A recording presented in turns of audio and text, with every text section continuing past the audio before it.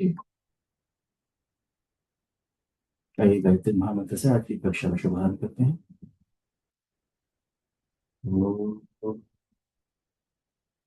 ओम स्वाहा तत्सवितुर्वरेण्यं भर्गो देवस्य धीमहि धियो यो नः प्रचोदयात्। पूज्य गुरु सत्ता को प्रणाम।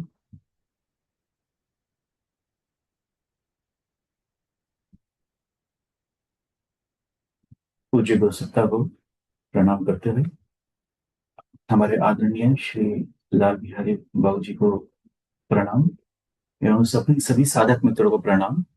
और इसके साथ हम आज की कक्षा का शुभारंभ करते हैं। आज की कक्षा में हमारा एक पंचकोश साधना का नया विषय की का शुभारंभ है, मनोमय कोश। और आज हम मनोमय कोश के बारे में है जानेंगे कि मन के जो हमारे तीन बड़े बड़े स्तर बताए हैं, चेतन, अवचेतन, अचेतन मन या चेतन अचेतन सुपर चेतन मन, इसके बारे में आज हम बात करेंगे।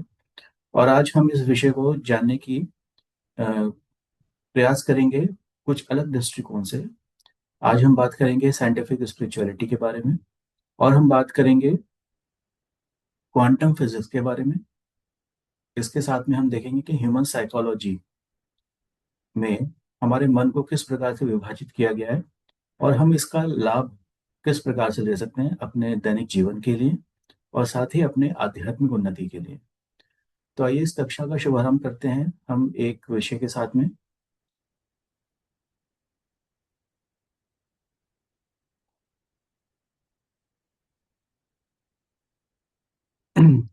मनुष्य ने जब से अपने चेतना का विकास क्रम शुरू किया है, तब से अपने आसपास की दुनिया को समझने का पूरा प्रयास किया कि हम कौन हैं, हम क्या हैं, हम कैसे बने, यह प्रकृति कैसे बनी, यह ब्रह्मांड कैसे बना, यह किस प्रकार से फंक्शन करता है, इत्यादि इत्यादि भरसक प्रयास किया है। और लगातार ये प्रयास चलता आ रहा है। हमारे प्राचीन समय में हमारे ऋषियों ने किया, और आज के समय में 18वीं शताब्दी बल्कि 16वीं 17वीं शताब्दी से वैज्ञानिकों ने, यूरोपियन वैज्ञानिकों ने, वेस्टर्न वैज्ञानिकों ने इस इस राज को ढूंढने की, इसको जानने की कोशिश करी।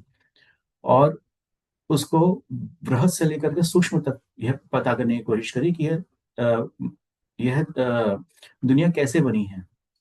कुछ इसी प्रकार से जानने के इस वैज्ञानिक प्रयासों को हम फिजिक्स के रूप में, क्लासिकल फिजिक्स के रूप में जानते हैं, जिसमें फिजिक्स के अलग अलग नियम हैं। उसमें उन्होंने देखा कि ये पूरे पूरे ये बड़े बड़े सब्जेक्ट जो हैं, बड़े बड़े ऑब्जेक्ट्स जो हैं, ये सब छोटे छोटे परमाणुओं से मिलकर बने होते हैं। जो और यह वो परमाणु होते हैं जो कि हमें साधारण आंखों से दिखाई नहीं देते, लेकिन हर पदार्थ की बुनियादी इकाई यह परमाणु ही हैं, और इन्हें विभाजित नहीं किया जा सकता। इस दर्शन पे यह एक उन्होंने एक दर्शन बनाया कि एक बहुत छोटा सा पार्टिकल है, जैसे परमाणु, जिसे एक मूल इकाई किया जा सकता है, जिसके ढेर सारे जुड़ाव के बाद में ये बड़े बड़े ऑब्जेक्ट्स और मैटर बनता है। और इसी प्रकार से आज से लगभग 17वीं शताब्दी में कुछ और डिस्कवरीज हुई, जिसमें कि एटॉमिक थ्योरी निकाली गई। तो ये निकाला गया कि वह जो मूल आधार तत्व है वह एक एटम है, और उस उन एटम्स के समूह से मॉलिक्यूल्स और फिर उसके बाद में बड़े बड़े मैटर्स बनते हैं, और पूरा का पूरा ब्रह्मांड उन्हीं से बना हुआ है। इसके बाद में फिर जब साइंटिफिक डिस्कवरीज और आगे बढ़ी, तो इसमें उन्होंने ये पाया कि और ज्यादा छोटे छोटे बारीक चीजों को देखने के लिए और हाई लेवल के माइक्रोस्कोप बनी, एक्सेसरीज बनी, तो रेडिएशंस मिले, और इन एटम्स को और गहराई से जानने का मौका मिला। और इसके साथ में उन्हें और चीज पता चला कि ये एटम्स भी कुछ ज्यादा सूक्ष्म इकाई नहीं है, इनसे भी सूक्ष्म सब एटॉमिक पार्टिकल्स भी हैं, जिन्हें कि हम इलेक्ट्रॉन, प्रोटॉन, न्यूट्रॉन्स के रूप में जानते हैं। और उनके जोड़ने से एक एटम का निर्माण होता है। फिर वो एटम मिलकर के अलग, धीरे धीरे करके अलग अलग कॉम्पोजिशन के फॉर्म में अलग अलग पीरियोडिक टेबल्स के अलग अलग एलिमेंट्स बनते हैं, और इस प्रकार से पूरे के पूरे इस प्रकृति का निर्माण हुआ है, सारे मेटल्स का। तो इस प्रकार से हमारा विज्ञान धीरे धीरे प्रगति करता हुआ इस पथ पर आगे बढ़ रहा है। एटम्स, सब एटॉमिक पार्टिकल्स, उससे मैटर बनता है, और उसी से सारे के सारे पदार्थ का निर्माण हुआ है। लेकिन इस दुनिया में केवल मैटर ही सब कुछ नहीं, एनर्जी भी बहुत एक चीज होती है जिसे कि हम फिजिकली डिफाइन या फिर उसे हम मेजर नहीं कर सकते। एनर्जी, सबसे बड़ा फॉर्म हमारा एनर्जी का है जो कि लाइट है। तो लाइट एक प्रकार की एक रेडिएशन है, एक एनर्जी है। और लाइट ऐसी रेडिएशन है जिसे आने जाने के लिए कहीं किसी प्रकार की आवश्यकता नहीं पड़ती। लाइट वैक्यूम में भी ट्रेवल कर सकती है। जैसे कि सूर्य का प्रकाश निकल के आता है और पूरा वैक्यूम को क्रॉस करता हुआ सीधा धरती और पूरे ब्रह्मांड में अलग अलग ग्रहों के ऊपर पहुंचता है।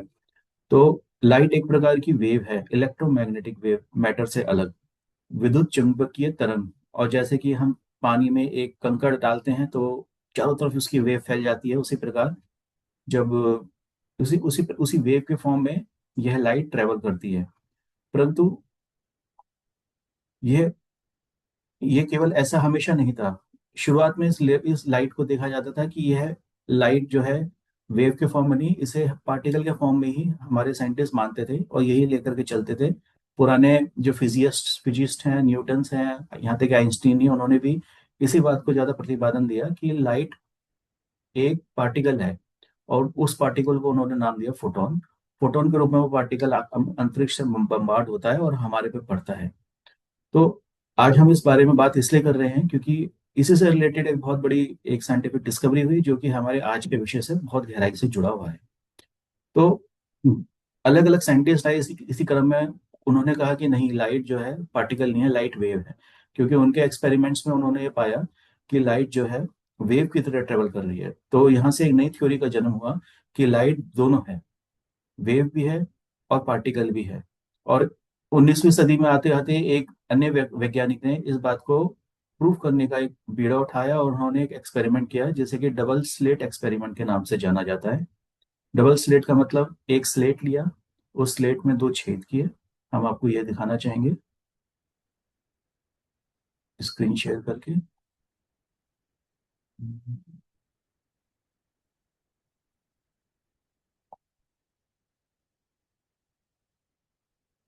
मुझे आप होस्ट कर दीजिएगा, मैं स्क्रीन शेयर करना चाहूंगा भैया।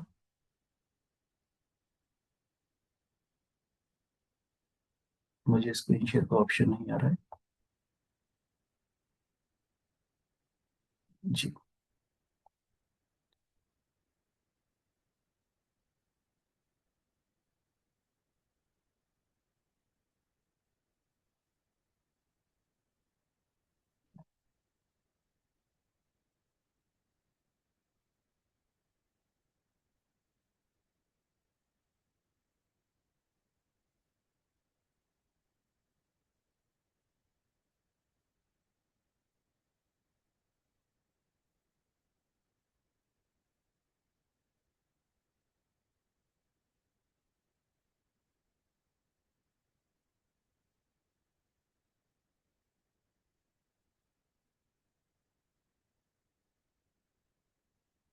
नहीं, ये काफी टाइम ले रहा है लोड होने में। मैं यहाँ से कुछ स्क्रीन शेयर करके दिखाना चाह रहा था। चल रहा है।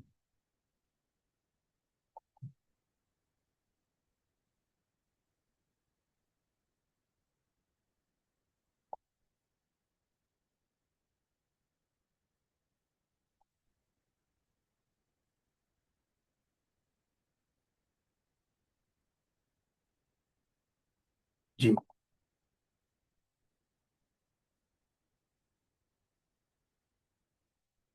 जी, ये मिल गया है ऑप्शन, मैं ये इसको शेयर करता हूँ।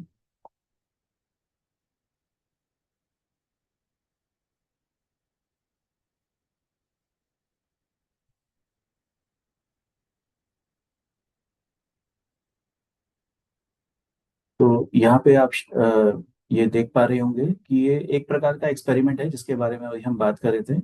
तो इसमें उन्होंने क्या किया, इसको डबल स्लिट एक्सपेरिमेंट कहते हैं। इसमें ये एक प्लेट देख रहे हैं आप, ये एक आईटीओ करके एक विशेष मेटल की प्लेट होती है। इसमें दो झिर्रियाँ होती हैं और यहाँ से एटम्स की बमबार्डिंग की जाती है। तो निश्चित रूप से आप ये देखिए कि जब एटम्स की बमबार्डिंग की जाती है तो वो उनमें से जो इन झिर्रियों से बाहर निकलेगा वो सामने की प्लेट पे एक पैटर्न बनाएगा। वो पैटर्न बना, और वो पैटर्न किस प्रकार का बनता है, वो पैटर्न इस प्रकार का बनता है। ये दो लाइन बन गई, क्योंकि दो लाइन से एटम्स निकले और उन्होंने सामने जाकर के सामने की प्लेट पे दो लाइन बना दी। इसे डबल स्लिट एक्सपेरिमेंट किया गया, और जब कोई मैटर यानी कि कोई एटम इस पर डाला गया तो उसने सामने दो लाइन बनाई। उन्हीं एट मैटर की जगह जब इस एक्सपेरिमेंट को लाइट के साथ किया गया तो उन्होंने देखा कि लाइट दो प्रकार की पैटर्न्स बना रही है। एक तो वह कण वाला पैटर्न बना रही है, और साथ ही साथ वह वेव वाला पैटर्न भी बना रही है, जो कि इस प्रकार से बनता है, जो कि एक अलग मैटर में बनता है। फॉर एग्जाम्पल, जैसे ये यहाँ से एटम्स निकले तो उन्होंने दो लाइन वाला पैटर्न बनाया, लेकिन जब वो वेव, लेकिन उसी लाइट ने इसी एक्सपेरिमेंट के साथ में इंटरकनेक्शन करते हुए वेव वाला पैटर्न भी बनाया। तो इससे एक नई थ्योरी का जन्म हुआ, जिसमें कि ये पता चला कि लाइट बिहेव कर रही है वेव की तरह भी और एटम की तरह भी। जैसे कि हमारे विश्व के वैज्ञानिक समुदाय ने इस बात को एक्सेप्ट करिए, और इसके आधार पर अनेक प्रकार के साइंटिफिक इन्वेंशंस भी हुए, प्रकाश के ऊपर आधारित और समय के ऊपर आधारित। इसी क्रम में वैज्ञानिक जब आगे बढ़े तो उन्होंने एक और एक्सपेरिमेंट किया। उन्होंने कहा अब हम एक एटम को नहीं भेजेंगे, हम एक सब एटॉमिक पार्टिकल को भेजेंगे, जैसे कि एक इलेक्ट्रॉन। तो उन्होंने एक इलेक्ट्रॉन गन बनाई। उस इलेक्ट्रॉन गन के साथ में उन्होंने उसी प्रकार की एक स्लेट बनाई, और उसके ऊपर एक एक करके फेंकना शुरू किया। तो उम्मीद ये थी कि जब ये इससे जाएगा तो ये आगे जाकर के एक सिंगल पैटर्न बनाएगा, जो कि एक रेखा या एक रेखा वाला पैटर्न होगा, क्योंकि एक बार में एक ही इलेक्ट्रॉन के कणों को, सब एटॉमिक पार्टिकल को भेजा जा रहा है। यहीं पे कमाल की बात हुई, वह यह है कि जब ये एक इलेक्ट्रॉन भी गया तो उसने वापस जाकर के वही वेव वाला पैटर्न बनाया।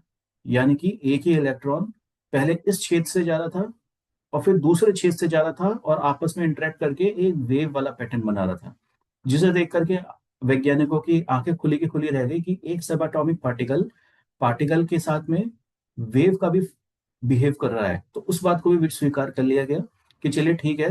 कई बार इस प्रकार के हमें साइंटिफिक इन्वेंशंस होते हैं कि एक ही पार्टिकल, जैसे लाइट बिहेव कर रही है पार्टिकल के भी फॉर्म में और तरंग के भी फॉर्म में, तो इसी प्रकार से सब एटॉमिक पार्टिकल भी कर रहा होगा।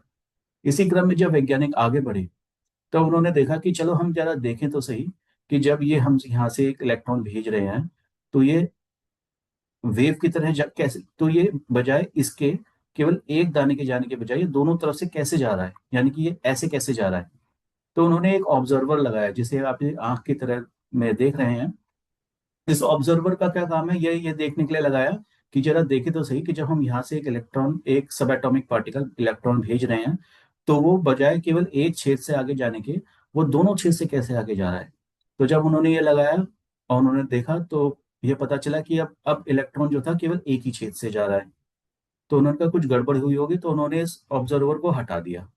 जब उन्होंने इस ऑब्जर्वर को, इस आंख को हटा दिया, तो उन्होंने देखा कि अब वही इलेक्ट्रॉन एक वेव की फॉर्म में जा रहा है, और वो आगे जाकर के इस प्रकार का पैटर्न बना रहा है, यानी कि अलग अलग रेखाएं बना रहा है। फिर उन्होंने वापस ऑब्जर्वर लगाया तो उन्होंने देखा अब वही इलेक्ट्रॉन एक बार में जा रहा है। इस तो उन्हें लगा कि शायद हमारी मशीन में कुछ खराबी हो गई है, और या तो इलेक्ट्रॉन ठीक से जा नहीं रहा, या हम ठीक से देख नहीं पा रहे। बार बार रिपीट करने पे उन्हें पता चला कि यह सब एटॉमिक पार्टिकल इलेक्ट्रॉन अपना बिहेवियर चेंज कर रहा है जब उसे यह ऑब्जर्वर देख रहा है। यानी कि ये इलेक्ट्रॉन, यह सब एटॉमिक पार्टिकल यह जानने में सक्षम है कि उसे कोई देख रहा है या नहीं देख रहा है, और उसी दृष्टि के आधार पे वह सब एटॉमिक पार्टिकल या तो वेव यानी कि एनर्जी बन जाता है, या फिर पार्टिकल यानी कि मैटर बन जाता है। और यहाँ से एक नई विज्ञान और आध्यात्म का एक समन्वय हुआ, इसी कारण से हम आज इस टॉपिक के ऊपर बात कर रहे हैं। वह यह है कि सब एटॉमिक पार्टिकल एक ऑब्जर्वर की, यानी कि दृष्टा के होने के कारण अपना बिहेवियर चेंज कर रहा है, यानी कि एनर्जी से मैटर में कन्वर्ट कर रहा है। यहाँ पे विज्ञान के, फिजिक्स के अब तक के जितने भी नींव थी वह सारी की सारी नींव हिल गई, और एक नई विद्या का जन्म हुआ, जिसे कि हम क्वांटम फिजिक्स में क्वांटम मैकेनिक्स के नाम से जानते हैं। और यहाँ से साइंटिस्ट ने देखा कि केवल इलेक्ट्रॉन ही नहीं, प्रोटॉन कोई की को जब यहाँ से फेंका जाता है तो वह भी, अगर हम उसे देख रहे हैं तो वह भी एक मैटर के रूप में केवल एक दाने के रूप में जाता है, और अगर हम उसे नहीं देख रहे हैं तो वह भी एक वेव की तरह जाता है, और आगे जाकर के इस प्रकार के पैटर्न बना रहा है, इस प्रकार की लहर के रूप में जा रहा है। तो यहाँ पे साइंटिस्ट ने ये देखा कि अब हम इसको एटम के ऊपर करें। तब जब उन्होंने उसे, उसी एक्सपेरिमेंट को सब एटॉमिक पार्टिकल की जगह पूरे पूरे परमाणु को फेंका, तो परमाणु भी ऐसे बिहेव करता है। यानी कि एक परमाणु का स्वतंत्र इकाई उन्होंने पाया कि सिर्फ एनर्जी है, और जब उसे कोई ऑब्जर्व कर रहा है, उसे कोई देख रहा है, तो वह मैटर में कन्वर्ट होता है।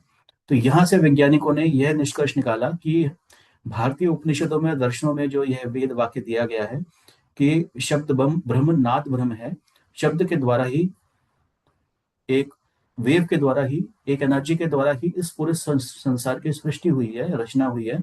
वह इस प्रकार से सत्य है कि जब हम इस दृष्टा के रूप में इस चारों तरफ की इस एनर्जी को देख रहे हैं, तो हमारे आसपास का पूरा जगत का निर्माण हम स्वयं कर रहे हैं। तो यहीं से हमारे आज की कक्षा का विषय शुरू होता है, मनोमय कोश। ये मनोमय कोश चेतन, अचेतन, सुपर चेतन या चेतन, अवचेतन और अचेतन की जो ये धारणाएं हैं, वह यहाँ से शुरू हो रही है हमारे जीवन में, कि हमारे जीवन का, हमारे जगत का निर्माण करने वाले हम स्वयं हैं। हमें ये बना बनाया नहीं मिलता, हम ही दृष्टा के रूप में इस पूरे जगत का निर्माण कर रहे हैं। और यह वेद वाक्य है। इस साइंटिफिक एक्सपेरिमेंट से आज से लगभग कुछ समय पहले शायद में यह घटित हुआ, और यहाँ से वैज्ञानिकों को एक आध्यात्मिक दृष्टिकोण मिला। और यहाँ से उन्होंने ये मानना शुरू किया कि पहले तो बहुत दम भरते थे कि हमने सागर की गहराई नाप दी, हमने ब्रह्मांड को नाप दिया, हमने सूक्ष्म कणों को भी पकड़ लिया है, हमने बड़े बड़े दूर दूर के आकाश गंगा को पकड़ लिया है। लेकिन यहाँ पे उन्होंने ये माना कि नहीं, अभी हमने बहुत कुछ नहीं जाना है, अभी हमने बहुत कुछ नहीं सीखा है, और अभी हमें इस सृष्टि के बारे में और इसके रचयिता के बारे में कुछ भी नहीं पता, शायद कुछ भी नहीं पता। तो हम सभी अब इस कक्षा के विषय को आगे बढ़ाते हैं, इस संपूर्ण धारणा के साथ में, कि यहाँ पे हमें ये बात समझ में आती है, ये बात पता चलती है कि हम ही हैं जो कि as a observer, as a दृष्टा अपने जगत का निर्माण कर रहे हैं। और उस दृष्टा के भाव या उसकी चेतना के स्तर के अनुसार हमारे जगत का निर्माण हो रहा है। अब आप सोचिए कि आज तक हम अपने जीवन की सारी घटनाओं को, हमारे रंग को, रूप को, हमारे आसपास के रिलेशंस को, ऑब्जेक्ट्स को, मैटर को, हम यही मानते हुए आए हैं कि हम तो यहाँ पैदा हुए हैं। जबकि जो हमारा उपनिषद का दृष्टिकोण है, और साथ ही अब साइंस का भी दृष्टिकोण है, वह अब यह हो गया है कि हमने ही इस सब की रचना की है अपने चेतना के अनुसार, क्योंकि यहाँ चेतना के रूप में हम दृष्टा हैं, और यहीं से हम अपने जगत का निर्माण कर रहे हैं।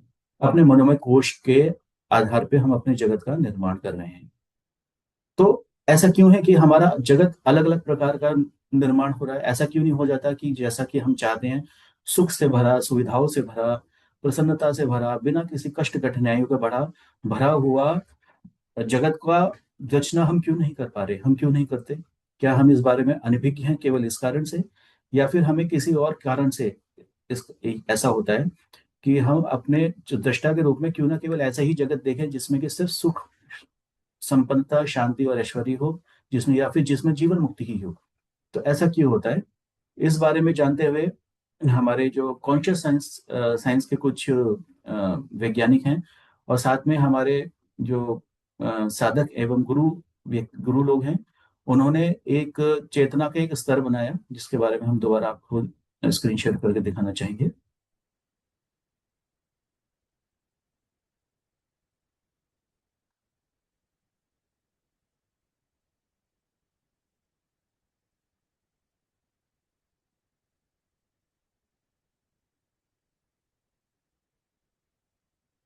जी।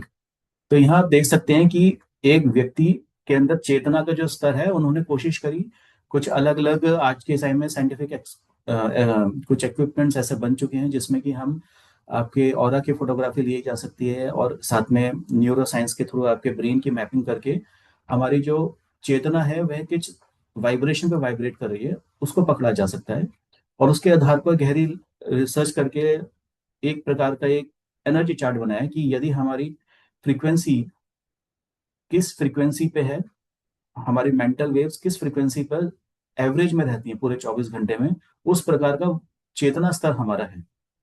सबसे लोअर आप देख सकते हैं शेम, उसके आगे guilt, empathy, grief, fear, desire. जैसे जैसे हमारी चेतना का स्तर बढ़ता है, तो हम इन भाव दशाओं से ऊपर उठते चले जाते हैं। Guilt, empathy, grief, fear, desire, anger, pride, वहां से करेज स्टार्ट होता है। आगे न्यूट्रल, कि हम सबके प्रति समभाव में है। उसके आगे विलिंगनेस, एक्सेप्टेंस, रीजन, लव, आप देखिए लव की जो फ्रीक्वेंसी है 500, उसके आगे जॉय, उसके आगे शांति यानी कि पीस, और उसके ऊपर एनलाइटनमेंट यानी कि 700 से ऊपर, जिसे कि हम आत्म जागरण, सेल्फ अवेयरनेस, आत्म साक्षात्कार के रूप में हम जिसे कह सकते हैं, पकड़ सकते हैं। तो उसी उसी लेवल ऑफ कॉन्शियसनेस को यहाँ पे दोबारा से हम समझाया गया है कि हम अपनी चेतना के रूप में जिस फ्रीक्वेंसी में ज्यादातर रहते हैं, ऐसा नहीं कि हर व्यक्ति हमेशा शेम में ही रहता है। अब आप देखिए, अब स्वयं का आकलन कीजिए और आसपास के इस जगत में उन लोगों का आकलन कीजिए जिनके जीवन की परिस्थितियां प्लस हैं या माइनस हैं।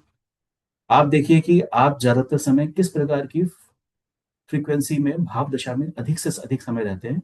तो इस प्रकार से हम अपना अंदाजा लगा सकते हैं कि हम किस प्रकार के लेवल ऑफ कॉन्शियसनेस में, यानी कि हमारी फ्रीक्वेंसी क्या है। और उस लेवल ऑफ फ्रीक्वेंसी के अनुसार ही हम अपने जीवन के दृष्टा हैं, और उसी ऑब्जर्वेशन के अनुसार इस संपूर्ण एनर्जी से हमारे जगत का निर्माण हो रहा है, जिसके निर्माता हम हैं। क्योंकि अब वेदों के, उपनिषदों के उसी वेद वाक्य को अब क्वांटम फिजिक्स ने भी समर्थन दे दिया है कि ये पूरा का पूरा जगत एक सिमुलेशन है जिसका निर्माण हम कर रहे हैं। और कुछ तो ऐसा कारण है जिसके कारण यह सब हो रहा है, जो कि अभी भी एक शोध का विषय है, लेकिन ये वाकई में हो इसी प्रकार से रहा है कि हम अपने जगत का निर्माण स्वयं कर रहे हैं। हम अपनी चेतना के रूप में, अपने लेवल ऑफ कॉन्शियसनेस के रूप में, जिस प्रकार से, जिस भाव दशा के अनुसार हम अपने जीवन को दृष्टा रूप से देख रहे हैं, उसी प्रकार के संसार की रचना, सुख दुख, क्लेह कलेश, अभाव, या फिर संपन्नता के रूप में हम अपने जीवन का निर्माण कर रहे हैं। इसमें आप देखिए कि जितने भी वेद, हमारे गुरु हैं, हमारे ऋषि हैं, आप उनको देखिएगा, उन सब, वह सब ज्यादातर प्रसन्नता, जॉय और लव से ऊपर की ही इमोशंस में हमेशा आपको वो मिलेंगे अपने जीवन के हर क्षण में, हर अच्छे और बुरे कंडीशंस में। तो यहाँ आप देखिए कि वो निश्चित रूप से उनकी चेतना का स्तर ऊंचा ही है। तो यहाँ से हमें यह पता चलता है। इसी प्रकार से ये एक और चार्ट है जिसके बारे में हमने अभी बात करी, फिजियोलॉजिकल भाव दशा, उसके ऊपर सेफ्टी की, उसके ऊपर लव एंड बिलोंगिंग की, फिर सेल्फ एस्टीम की, और यहाँ से सेल्फ एक्चुअलाइजेशन, आत्म साक्षात्कार की भाव दशा, चेतना दशा शुरू होती है, जिसको प्राप्त करना हम पंचकोशीय साधकों का, हम मनोमय कोश के साधकों का एक लक्ष्य है, जहां तक हमें पहुंचना है, जिस चेतना की स्थिति को हमें प्राप्त करना ही करना है। तो हमारी चेतना के भाव दशा के अनुसार यह, इस बात का निर्धारण होता है कि हम किस प्रकार के जीवन का दृष्टा बनेंगे, और उस प्रकार के जीवन का हम स्वयं अपने जीवन की रचना करेंगे। तो अब यह क्या कारण है कि हमारी भाव दशा ऐसी क्यों है, अलग अलग वाइब्रेशंस की, निम्न, लो फ्रीक्वेंसी के वाइब्रेशन की कैसे है, और किसी की हाई फ्रीक्वेंसी के वाइब्रेशन कैसे है। और फिर ये प्रश्न आता है कि हम कैसे अपनी फ्रीक्वेंसी को इस प्रकार बेहतर बनाएं जिसमें कि हमारा स्वयं का कंट्रोल हो, और जो कि सेल्फ एनलाइटनमेंट के, यानी कि आत्म साक्षात्कार के अधिक से अधिक करीब हो। तो यहीं पे हमारा आज का विषय मनोमय कोश की साधना का विषय है। क्योंकि जैसे कि हमारे मन की जो अ, 3 स्तर हैं, पूज्य गुरुदेव पंडित श्याम शर्माचार्य जी ने बताया, चेतन, अचेतन, सुपर चेतन मन, और इसी को हम चेतन, अवचेतन, अचेतन मन के रूप में भी हम इसके बारे में जानते हैं, बात करते हैं। तो आइए हम यह देखते हैं कि किस प्रकार हमारी जो चेतना है वह इन 3 अलग अलग स्तर पे के कॉम्पोजिशन के रूप में हमारे जीवन में प्रकट होती है, और हमारी फ्रीक्वेंसी यानी कि हमारी भाव दशा, जिसके ऊपर हमारी विचार दशा, हमारी कार्य प्रणाली जिसके ऊपर पूरी तरह से निर्भर करती है। किस प्रकार से मनोमय कोश पंच कोशों में एक महत्वपूर्ण स्थान रखता है, अन्नमय, प्राणमय, मनोमय, उसके बाद विज्ञान में और आनंद में, इन सभी कोश में मनोमय कोश मध्यम स्थान रखता है, यानी कि बीच का। इधर 2 कोश हैं, इधर 2 कोश हैं। और अगर हम अपने जीवन की गतिविधियां देखें, तो हमारे जीवन की पूरी गतिविधियां इस मन के ऊपर ही आधारित हैं। मन के हारे हार है, मन के जीते जीत। और हमारे मन का पुनः और सूक्ष्म स्तर पे अगर हम इसके विश्लेषण करें, तो चेतन, अवचेतन और अचेतन मन के रूप में इसकी कंपोजिशन है। चेतन मन यानी कि प्रकट मन। आज आप लोग बैठ के हमारी ये क्लास कर रहे हैं और हम ये क्लास ले रहे हैं। तो यहाँ पे हम जिस भी सूचनाओं का आदान प्रदान कर रहे हैं, आपने सुबह उठे होंगे और फ्रेश हुए होंगे, अपनी क्रियाएं की होंगे, नित्य क्रियाएं, उसके बाद में मोबाइल पे या लैपटॉप पे लेकर के क्लास ज्वाइन की होगी। ये सारी क्रियाएं हमने जिस कॉन्शियस माइंड के थ्रू की है, वह हमने चेतन मन के द्वारा किया। हमारी ये जो इंद्रियां हैं, पांच हमारी जो रूप रस शब्द स्पर्श गंध की जो इंद्रियां हैं, यह सब इंद्रियों से जो सूचनाएं ग्रहण कर रही है हमारी चेतना, हमारी चेतन मन के द्वारा, वह चेतन मन के द्वारा इस पूरे जगत को ऑब्जर्व कर रही है और इस जगत के साथ में इंटरेक्ट कर रही है। तो यह चेतन मन के द्वारा होता है। वैज्ञानिकों ने यह पाया कि चेतन मन का कंपोजिशन हमारे मस्तिष्क का लगभग 5 से 10% है। 5 से 10% की हमारी जो मस्तिष्क की ऊर्जा है, जो हमारा उपयोग है, वह हम चेतन मन के रूप में करते हैं अपने दैनिक क्रियाकलापों के बारे में। जितने भी हम कॉम्प्लेक्स डिसीजन लेते हैं, जो हम सोचते हैं, जो हम बात करते हैं, हमारी गतिविधियों का चेतन मन के द्वारा संचालन होता है। अब आप देखिए कि जो लोग गाड़ी चलाना जानते हैं, वह गाड़ी अच्छे से चलाते हैं, बहुत ध्यान से चलाते हैं जब वह सीख रहे होते हैं। और जब सीख जाते हैं, लंबा टाइम हो जाता है, उसके बाद वही गाड़ी चलाना उनके लिए एक साइड एक्टिविटी हो जाती है। एक हाथ से गाड़ी चला रहे हैं, एक हाथ से बात कर रहे हैं।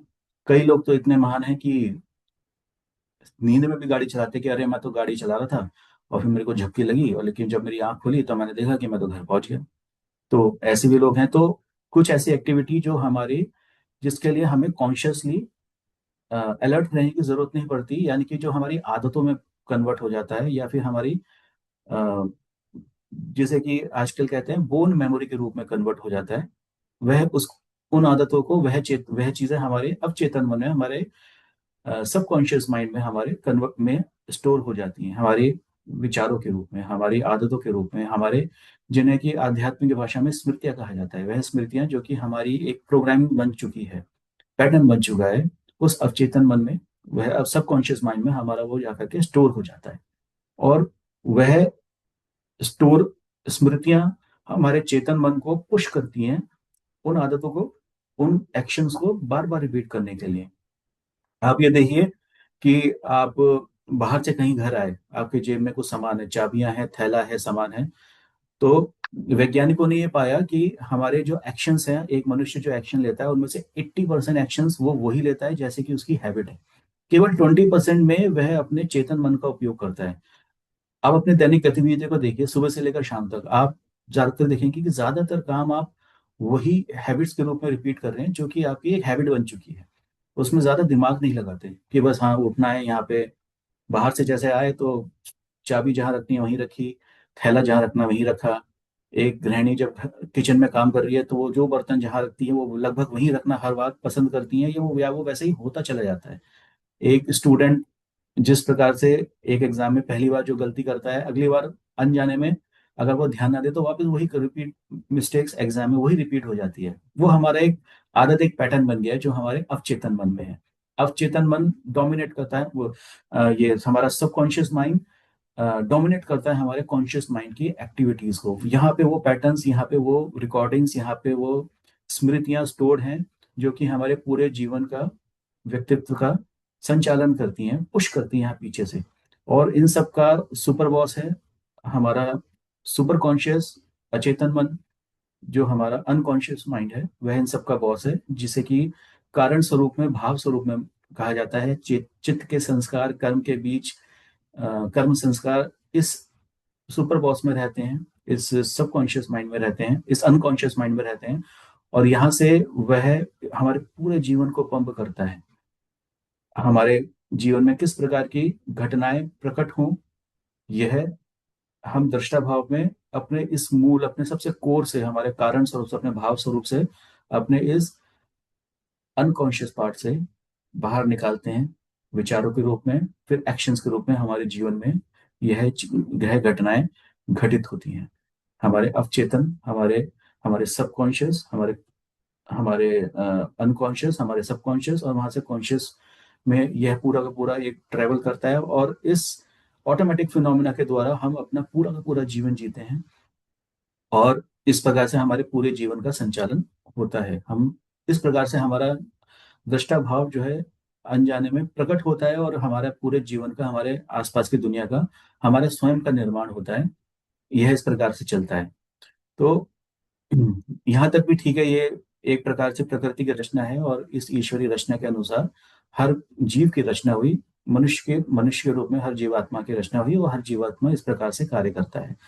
मनोमय कोश की साधना के जो क्रम है, जिसमें हम आगे की भी क्लासेस हैं, जिसमें कि मनोमय कोश के परिष्कार के लिए मुख्य जो साधना एक्सरसाइजेस बताई गई हैं, ध्यान, मंत्र, त्राटक, तन्मात्रा साधना, इन चार साधनाओं के द्वारा आप यह मनोमय कोश के, और इन मनोमय कोश के जो ये स्तर हैं, चेतन, कॉन्शियस, और उसके बाद में आपका ये सब कॉन्शियस और अनकॉन्शियस माइंड, इन तीनों माइंड की हम क्लीनिंग करते हैं। हम इसमें जमा हुआ मल हम बाहर निकालते हैं, और हम अपने उस मेन चेतन स्वरूप को पुनः प्रकट करने का प्रयास करते हैं, जिससे कि हम अपने जीवन के सुपर दृष्टा, शुद्ध दृष्टा, पवित्र दृष्टा बन सकें, और अपने जीवन को इस अपने जो मूल स्वरूप है, अपने आत्म स्वरूप को अपने ही जीवन में प्रकट कर सकें। यानी कि हम अपने मूल स्वरूप को वापस पकड़ सकें, वापस प्राप्त कर सकें। तो होता क्या है आज के समय में, आप ये देखिएगा कि हम आपने अगर ध्यान दिया होगा, मान लीजिए कभी सुबह सैर पे जा रहे हैं या फिर कभी कहीं निकल के जा रहे हैं, तो कई लोगों को देखा होगा आपने, चल रहे हैं और चलते चलते बातें कर रहे हैं। मैंने ऐसे कर दिया, वैसे ऐसे ऐसे यूं हाथ हिलाते हिलाते बातें कर रहे हैं। कई लोग घर में काम कर रहे हैं, चश्मा उतारा, रख के भूल गए, अरे मेरा चश्मा गया, अरे मेरी चश्मा धुलवा दो। मोबाइल, अरे मेरा मोबाइल करा, अरे मेरे जरा मेरे मोबाइल पे फोन करना, मैंने कहीं रखा, मैं भूल गया, जरा फोन करना। हाँ जी फोन मिल गया, हाँ जी फोन मिल गया, अरे वो वहां रखा है, मेरे टेबल के ऊपर रखा था, मैं भूल गया था, उठा लिया फोन।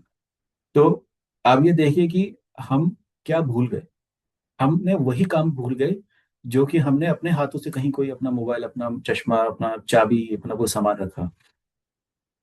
चलते चलते अपने आप से सेल्फ टॉक करने वाले आपको कई लोग मिल जाएंगे, और हमें खुद को भी देखना चाहिए कि हम भी कहीं अपने दिन भर के क्रम में कहीं ऐसा कुछ एक्टिविटी तो नहीं करते। तो हम बात तो कर रहे हैं चेतन मन में, कि हम जो हमारा जागृत मन है, जहाँ पे हमारी चेतना की इस जगत में इंद्रियों के द्वारा अभिव्यक्ति होती है, और जहाँ से हम इस जगत के साथ इंटरेक्ट करते हैं अपने उस कॉन्शियस माइंड से। लेकिन हम देखेंगे कि हम रोजमर्रा के काम करते हुए भी उस चेतन मन में भी अचेतन है। यानी कि हम जागने वाले मन में, जागने वाले क्रम में जब हम बैठे हैं, उसमें भी हम बेहोशी में काम कर रहे हैं, जिसमें कि हमें ही याद नहीं आ रहा है कि हमने अभी जो किया वो कैसे किया। यहाँ पे ऐसे ऐसे बड़े बड़े एग्जाम्पल्स आते हैं, जिसमें कि लोग कुछ का कुछ बात कर रहे हैं, बात करते करते ही भूल जाते हैं कि क्या बात कर रहे थे। अरे मैं क्या बात कर रहा था, अरे मैं भूल गया।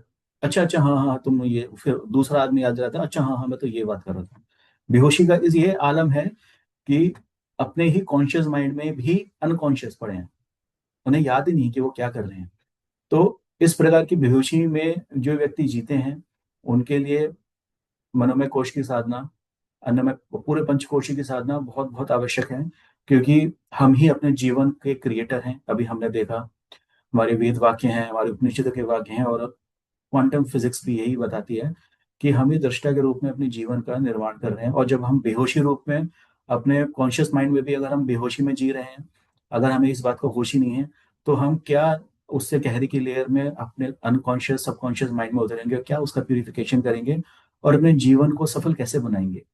आध्यात्मिक दृष्टिकोण से हम कैसे अपने मूल स्वरूप को, आत्म स्वरूप को प्राप्त करेंगे, और कैसे हम एटलीस्ट अपने जीवन में भी, भौतिक रूप में भी किस प्रकार से अपने जीवन को सफल, सुखद और शांतिमय बनाएंगे। यह बहुत ही असंभव कार्य हो जाएगा। इसलिए मनोमय कोश की साधना कंपलसरी है हर व्यक्ति के लिए, हर जीवित मनुष्य के लिए। ये कंपलसरी है अपने जीवन को मूल स्वरूप में प्रकट करने के लिए, जो ट्रू सेल्फ के साथ आप पैदा हुए हैं उसको प्रकट करने के लिए कंपलसरी है मनोमय कोश की साधना। इससे आगे बढ़ के, मनोमय कोश के आगे बढ़कर के जब हम विज्ञान में कोश और आनंद में कोश में जाते हैं, वहां जाकर के हम अपने आत्म साक्षात्कार को, अपने आत्म स्वरूप को अलग अलग साधनों के माध्यम से पकड़ते हैं, और फिर अपने जीवन के मूल स्वरूप को जब प्राप्त करते हैं, तब हम ये जानते हैं कि हम वास्तव में एक ब्लिस स्वरूप हैं। तो इसलिए ये बहुत ही ज्यादा आवश्यक है। तो जो हमारे मनोमय कोश की साधना है, ध्यान, ध्यान, मंत्र, त्राटक, तन्मात्रा साधना, इसके ऊपर डिटेल में क्लासेस होंगी। और ये आज हमारा शनिवार की क्लास का क्रम है, और आगे के समय में इसके ऊपर डिटेल में क्लासेस होंगी, और तब आप इस इन क्रिया को गहराई से कैसे करेंगे जानेंगे। आज हम उसके बारे में संक्षिप्त रूप से, विशेष रूप से चर्चा करते हैं।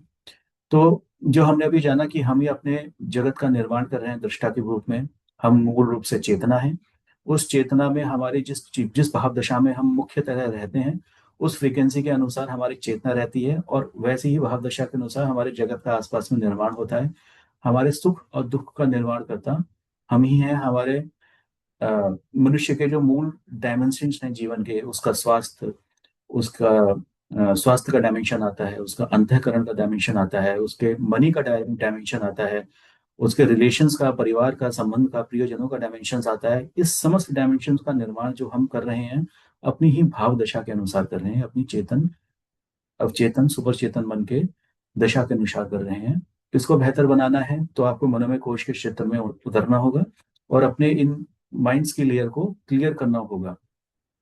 तो आवश्यक ये है कि हम अपनी जन्म कुंडली में, नवग्रह में, 12 राशियों में और 27 नक्षत्रों में डूबना, ज्योतिषों के आगे पीछे घूमने के बजाय हम अपने गहरे में झांकें और ये देखें कि वह क्या आदत है हमारे सबकॉन्शियस माइंड की, जिसके कारण हम बार बार एक ही चीज रिपीट कर रहे हैं। वह क्या कर्म बीज है हमारे अनकॉन्शियस माइंड में पड़ा हुआ, जिसके कारण हमारे जीवन में इन परिस्थितियों का निर्माण हो रहा है, क्योंकि हम ही अपने जीवन का ऑब्जर्वर हैं और हम ही अपने जीवन की परिस्थितियों का, आसपास की घटनाओं का निर्माण कर रहे हैं। एक से एक दुखद घटनाक्रम हमारे जीवन के जो हुए हैं, यह जानना बड़ा टफ है कि हम ही स्वयं अपने जीवन के दुखों का कैसे निर्माण कर सकते हैं। ये व्यक्ति इतना पागल तो नहीं हो सकता कि वह अपने जीवन में डिवोर्स लेकर के आए, या फिर अपना खुद का एक्सीडेंट करा ले, या फिर वो अपना खुद का ही सुसाइड कर ले। सुसाइड करने वालों के ऊपर जब हमारे साइकोलॉजिस्ट, साइकेट्रिस्ट ने जब उन लोगों को बचाया, उनको उनका एनालिसिस किया, तो उन्होंने पाया कि जितने भी सुसाइडल केस करने वाले लोग थे, जिन्होंने सुसाइड का अटेम्प्ट किया, तो उस क्षण में उनके लिए सुसाइड करना ही सबसे बेस्ट काम था जो कि वो अपने लिए कर सकते थे। उनकी भाव दशा उस वाइब्रेशन पे थी। कॉमन देखा उन्होंने हर सुसाइड करने वाले व्यक्ति की। तो यहाँ से वापस इसी थ्योरी पे हम वापस आ जाते हैं कि उन्होंने अलग अलग कारणों से, जो भी कारण रहे हों उनके जीवन के, उन्होंने स्वयं अपने लिए निर्धारित किया कि नहीं, मुझे लिए इस समय सबसे बेस्ट है अपने लिए, अपने परिवार के लिए, कि मैं बस अपने आप को खत्म कर लूं। वही मेरे लिए सबसे बेस्ट होगा। तो यहाँ पे हमने देखा कि वापस वही थ्योरी वापस रिपीट होती है कि हम ही अपने जीवन का, अपने जगत का निर्माण कर रहे हैं। अब आप देखिए कि वहां पे रशिया यूक्रेन वॉर चल रहा है, यहाँ पे अलग प्रकार की लड़ाइयाँ चल रही हैं, हर छोटे छोटे देश आपस में लड़े लड़े पड़े हैं। पाकिस्तान भारत की अलग लड़ाई चल रही है, भारत के अंदर अलग अलग प्रकार के दंगे हो रहे हैं, या अलग अलग संप्रदाय, धर्म संप्रदाय आपस में लड़े पड़े हैं। तो इस जगत का भी निर्माण हम कर रहे हैं अपनी सामूहिक चेतना के द्वारा। कैसे? कि जब कोई एक घटनाक्रम होती है और उससे समूह के रूप में जब हम भय के वाइब्रेशन में आ जाते हैं, तो हमारी सामूहिक चेतना जब भय के वाइब्रेशन में आ जाती है, तो उस घटनाक्रम को अधिक बल मिलता है और वो और अधिक फैलती है और अधिक बढ़ती है। तो इस प्रकार से हम अपने जगत में गलत घटनाक्रमों का भी सपोर्टिंग के रूप में हम अपनी चेतना का अंश प्रदान कर देते हैं। इसलिए जो हमारे अलग अलग आध्यात्मिक अच्छे अच्छे संगठन हैं, वह इसी बात पे ध्यान देते हैं कि आप जगत में हो रही घटनाक्रमों के ऊपर किसी भी प्रकार से भय के वाइब्रेशंस या फिर उसमें संदेह के वाइब्रेशंस उसमें ना दें, और उसको आप शांति और प्रेम और प्रसन्नता या फिर उसको प्रार्थना के द्वारा ही उस बुरे से बुरे दुख वाली घटनाओं को आप सस्टेन किया करें, झेला करें, ताकि कम से कम हम एक आध्यात्मिक व्यक्ति के रूप में अपनी सामूहिक चेतना को इस प्रकार का तो एवेलेट कर सकें। महर्षि महेश योगी जी ने एक एक्सपेरिमेंट किया, और उन्होंने अमेरिका में एक शहर में उन्होंने एक्सपेरिमेंट किया, जहाँ पे उन्होंने वहाँ की लोकल गवर्नमेंट के साथ में टाई अप किया, और वहाँ उन्होंने ये निकाला कि हम देखें कि इस शहर की क्राइम रेट क्या है। उन्होंने क्राइम रेट निकाला कि यहाँ पे एक महीने में इतने इतने क्राइम होते हैं, इतनी रॉबरीज हुई हैं, इतने मर्डर्स हुए हैं। इस प्रकार का उन्होंने पूरा क्राइम रेट निकाला। फिर वहाँ पे उन्होंने अपना, महर्षि महेश योगी जी ने अपना एक समूह बनाया ध्यान का, और उनके साथ में उन्होंने अपना एक विशेष ध्यान की क्रिया है उनके, ट्रांसीडेंटल मेडिटेशन, उसके ही उन्होंने अभ्यास किया लंबे समय तक। और उसके बाद में वापस उन्होंने गवर्नमेंट से बोला कि अब आप उसी शहर का क्राइम रेट बताइए क्या है। तो उन्होंने पाया कि क्राइम रेट में 50% से ज्यादा का सिग्निफिकेंट लो था, डाउन था। तो उन्होंने देखा कि जब उन्होंने अपने ग्रुप की सामूहिक मेडिटेशन के द्वारा उस शहर की चेतना, सामूहिक चेतना के स्तर को एक हायर वाइब्रेशन पे, भय से, ईर्षा द्वेष से ऊपर उठाकर प्रेम की वाइब्रेशंस पे जब पहुंचाना शुरू किया उस एक्सपेरिमेंट के द्वारा, तो उन्होंने देखा कि उसका असर पूरे के पूरे शहर की जनसंख्या पे पड़ा और वहां पे क्राइम रेट डिक्लाइन हो गया। तो उन्होंने वापस इसी थ्योरी को प्रूव किया कि हम अपने ही भाव दशा, अपनी चेतन दशा के द्वारा, अपने ही नहीं, इस पूरे के पूरे समाज के, इस पूरे के पूरे अपने आसपास के प्रकृति की का भी रचना करते हैं, इसकी भी जिम्मेदारी हम लेते हैं। इसलिए मनोमय कोश में साधना का और उसके परिष्कार का एक बहुत बहुत गहरी आवश्यकता है हर व्यक्ति के लिए, हर 10 साल से बड़े बच्चे के लिए, और हर जीवित जो अब तक श्वास ले रहे हैं उस व्यक्ति के लिए, कि वह अपने इन इस जन्म मरण और उसके बाद पुनर्जन्म की जो ये साइकिल है, इस साइकिल में जो हमारी मूल, जो हमारा उद्देश्य है, अपने मूल स्वरूप को, अपने जीवन पे, अपने पंचकोशों पे चढ़े हुए इस मल के आवरण को हटाना, अपने मूल स्वरूप को वापस प्राप्त करना, यह हमारे लिए आवश्यक है। तो जब हम ये देखते हैं कि हम इस बात का बीड़ा उठाते हैं कि हाँ, हम इस पथ पे चलेंगे, और हम इस बात की जानकारी लेते हैं और इस बात की जिम्मेदारी मानते हैं कि निश्चित रूप से कहीं ना कहीं हम अपनी ही हम ही अपने जीवन के लिए, अपने जगत के लिए जिम्मेदार हैं, और हम इस पर पहला कदम बढ़ाते हैं, तो अब हम क्या करें। तो क्यों ना हम शुरुआत करते हैं अपने कॉन्शियस माइंड से। कॉन्शियस माइंड जिसमें कि हम अभी क्लास सुन रहे हैं। अभी आप देखिए कि क्लास सुनते हुए कई व्यक्ति यहाँ हैं, कई व्यक्ति टेक ऑफ कर चुके हैं, यानी कि उनका शरीर यहाँ है, शब्द भी कान में पड़ रहे हैं, लेकिन सोच कुछ और रहे हैं कि अभी मुझे उठ करके क्या खाना बनाना है, अरे नाश्ते में क्या बनाया जाए, पोहा बनाए, पराठे बनाए, इडली बनाए। कुछ लोग ये सोच रहे हैं कि अब जल्दी से क्लास खत्म हो और मैं नहाऊं, और फिर उसके बाद में अपना सामान वामान लेकर के ऑफिस निकल जाऊं। कुछ लोग अपना सोच रहे हैं कि बस अब थोड़ी सी ठंड कम हो जाएगी और हम बाहर निकलते हैं, और उसके बाद थोड़ा टहलेंगे, देखेंगे कोहरा वोहरा कम है तो टोपी लगा के बाहर घूमने चले जाएंगे।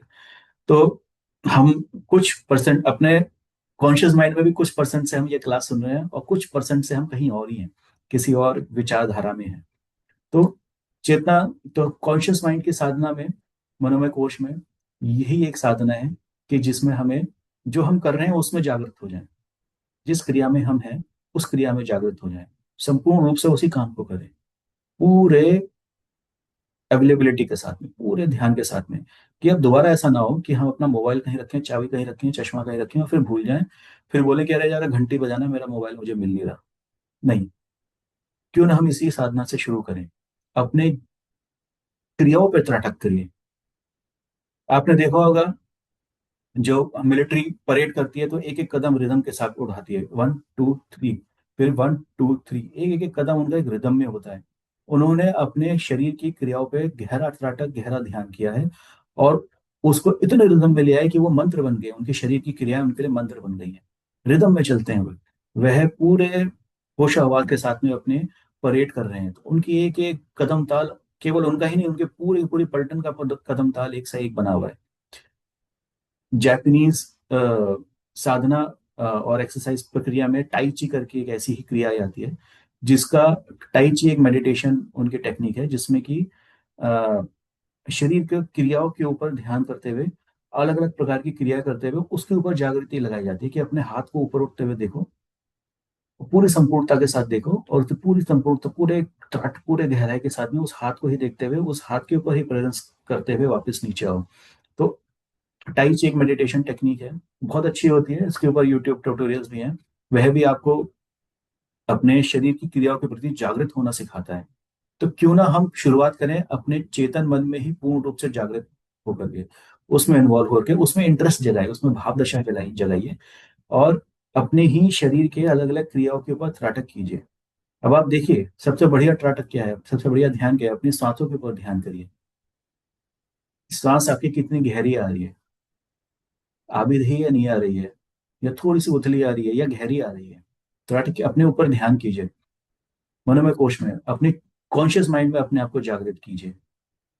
मनोमय कोश की साधना का पहला पड़ाव, अपने कॉन्शियस माइंड में अपने आप को लौटा के लाना, कि हाँ, अब मैं अपने जीवन की मैक्सिमम क्रियाएं जो है पूरी जागृति के साथ करूंगा, और अपने जीवन में दृढ़ रहूंगा। अगला लेयर आता है हमारे सबकॉन्शियस माइंड का, हमारे विचारों का जो द्वंद्व हमारे मस्तिष्क में लगातार चलता आ रहा है, और जो कि हमारे कॉन्शियस माइंड को लगातार प्रभावित कर रहा है। हम कर कुछ काम रहे हैं, लेकिन उधर से विचारों का एक प्रभाव आता है थम करके। अरे भाई, आगे जाके क्या करेंगे, अरे गाड़ी में तेल भी डलवाना है, अरे गाड़ी में आ, हमें पहुंचना है, हम लेट हो जाएंगे, अरे ये क्लास जल्दी से खत्म हो, अरे। विचारों का धुंध वर्तमान कार्य को करते हुए भीड़ की तरह अटैक करता है, और हमारे जागृति को, हमारी चेतना को, हमारे कॉन्शियसनेस को बहा के ले जाता है। फिर हम वापस लौट के आते हैं कि अरे अरे, वापस आओ वापस आओ, ध्यान से करो, ध्यान से सुनो, ध्यान से करो। अरे हम बैठ के ध्यान कर रहे हैं, बड़ा अच्छा लग रहा है, गायत्री मंत्र जप कर रहे हैं, बहुत अच्छी भावना आ रही है, एकदम से विचारों का एक रेला आता है और हमारे उस अच्छी भाव दशा को लुढ़का के ले जाता है। फिर हम वापस लौट के आते हैं। तो ये विचारों का जो ये रेला आता है हमारे अनकॉन्शियस माइंड, हमारे सबकॉन्शियस माइंड से खींचता हुआ आता है, वो हमें बहा कर ले जाता है। इसके प्रति जागृत होना और इसको अपने मैनेज करना, ये हमारे नेक्स्ट साधना का हमारा लक्ष्य रहेगा, जिसमें कि हम अपने मंत्र जप के द्वारा, हम अपने ध्यान के द्वारा और हम अपने त्राटक क्रियाओं के द्वारा अपने विचारों पे इस बहाव के ऊपर हम दृष्टा बनेंगे। कि अगर कोई विचार आया तो जरा 10 मिनट बैठिए, कहीं भी आप हो, कुछ भी काम कर रहे हो, बीच बीच में एक ब्रेक लीजिए 10 मिनट का, और उन 10 मिनट में केवल ये देखिए कि आप क्या सोच रहे हैं, उसको देखने का प्रयास कीजिए। अपने विचारों को देखने का प्रयास करेंगे, जिस प्रकार से हम पहले अपनी क्रियाओं को देखने का अभ्यास करेंगे, हम किस प्रकार से काम कर रहे हैं, हम कैसे पानी का गिलास उठाया, हमने पानी का गिलास उठाया, पानी पिया, फिर पानी रख दिया, इस क्रिया को देखिए। कॉन्शियस माइंड, जागृत रूप से आप अपने क्रिया को कर रहे हैं, कॉन्शियस माइंड की साधना। उसके बाद में अपना सबकॉन्शियस माइंड की साधना। हमारे 10 मिनट बैठिए खाली, अपने विचारों को देखिए कि क्या क्या विचार चल रहे हैं। अच्छा ये विचार चला, अच्छा मैं ये सोच रहा हूँ, अच्छा मैं ये सोच रहा हूँ। 10 मिनट हो गए, फिर उठ जाइए, अपने विचारों को देखना शुरू करिए। जब विचारों को आप देखेंगे तो आप अपने श्वासों को भी देखना शुरू करिए कि देखो कितनी बढ़िया सांस आ रही है। बीच बीच में विचारों के बीच में कोशिश करिए कि आप कुछ सोचे ना हो, केवल अपनी श्वास को ही देखिए। चलो जरा रुक जाओ, भी मैं कोई विचार नहीं लूंगा, एक सांस ले लूं, अब ठीक है, अब अगला विचार आओ, अब अगला विचार हो। अपने विचारों के प्रति जागृत होना शुरू करिए। तो हमारे कॉन्शियस माइंड को जो हमारे विचारों का प्रवाह उड़ा के ले जाता है बीच बीच में, वह क्रम थमेगा, उसमें एक स्थिरता आएगी, उसमें आप पाएंगे कि हाँ, अब मैं उसमें थोड़ा सा दृढ़ हुआ हूँ, थोड़ा सा उसमें मजबूत हुआ हूँ, अब मैं उसमें कम बहता हूँ, अब मैं उसमें कम ड्रैग होता हूँ। तो अपने विचारों के प्रति हमारा होना शुरू होगा। लेकिन उस प्रोग्रामिंग का क्या करें जो हमारे भीतर हुई हुई है, जिस प्रोग्रामिंग के कारण हमारी आदतें बनी हुई हैं। विचारों को तो हमने पकड़ लिया, उन आदतों को कैसे करेंगे, उन आदतों को, उन मान्यताओं को कैसे पकड़ेंगे। अब आप देखिए कि एक बच्चा पैदा होता है तो एक ओरिजिनल सोल आई है, एक एक प्योर बायोलॉजी और एक प्योर कॉन्शियसनेस का एक प्यारा बच्चा हुआ है। बच्चे मन के सच्चे, बच्चे ईश्वर का रूप के रूप में, उनकी मासूमियत देख करके सबका चेहरा खिल जाता है। फिर उन बच्चे जब थोड़े थोड़े बड़े होते हैं तो उनकी ट्रेनिंग स्टार्ट हो जाती है, उनके माँ बाप, उनका परिवार, उनकी ट्रेनिंग शुरू करता है। अरे बेटा उसको मत छुओ, उससे जल जाएगा। फिर भी वो बच्चा छू के देखता है, अनुभव करता है, तभी पकड़ता है कि हाँ, आग को छूऊंगा तो जल जाऊंगा। अरे तूने कपड़े नहीं पहने, तेरी शेम शेम हो रही है, जल्द से कपड़े पहन।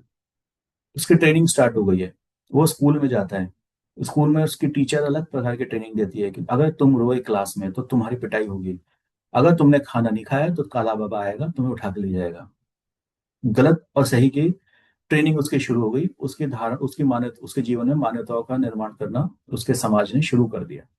और अच्छे और बुरे वातावरण, डिपेंडिंग ऑन वो किस वातावरण के संस्कार में वह बच्चा की परवरिश हो रही है, वहां उसके अंतःकरण में उसकी मान्यताओं का निर्माण होना शुरू हो जाता है, उसका बिलीफ सिस्टम का निर्माण होना शुरू हो जाता है।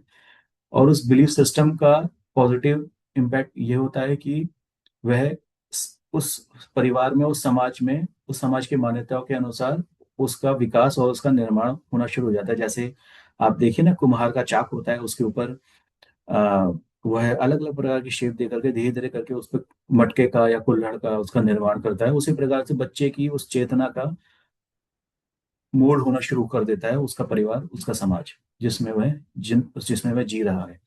और इसी क्रम में अलग अलग प्रकार के बिलीफ सिस्टम का उसमें निर्माण होता है। एक परिवार में हमने देखा, उनका बिलीफ सिस्टम था कि रात में दूध नहीं पीना चाहिए।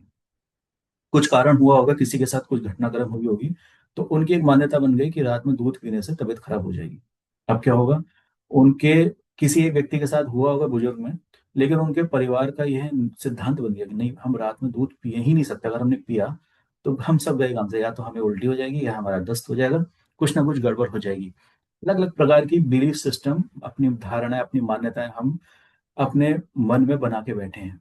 सत्य और असत्य की बात ही नहीं है, बात यह है कि वह हम अपने सबकॉन्शियस में अगर बना के बैठे हैं तो हम उसी प्रकार का ऑब्जर्व करेंगे और हम अपने आसपास के जगत में वैसे ही दुनिया का निर्माण करेंगे। आपके लिए वही रियलिटी बन जाएगी। पड़ी हुई रस्सी ही सांप उस व्यक्ति के लिए बनती है जिसने अपने चेतन में इस प्रकार की घटना पहले कहीं देखी होती है कि अरे सांप ऐसा होता है और इस प्रकार से पड़ा होता है।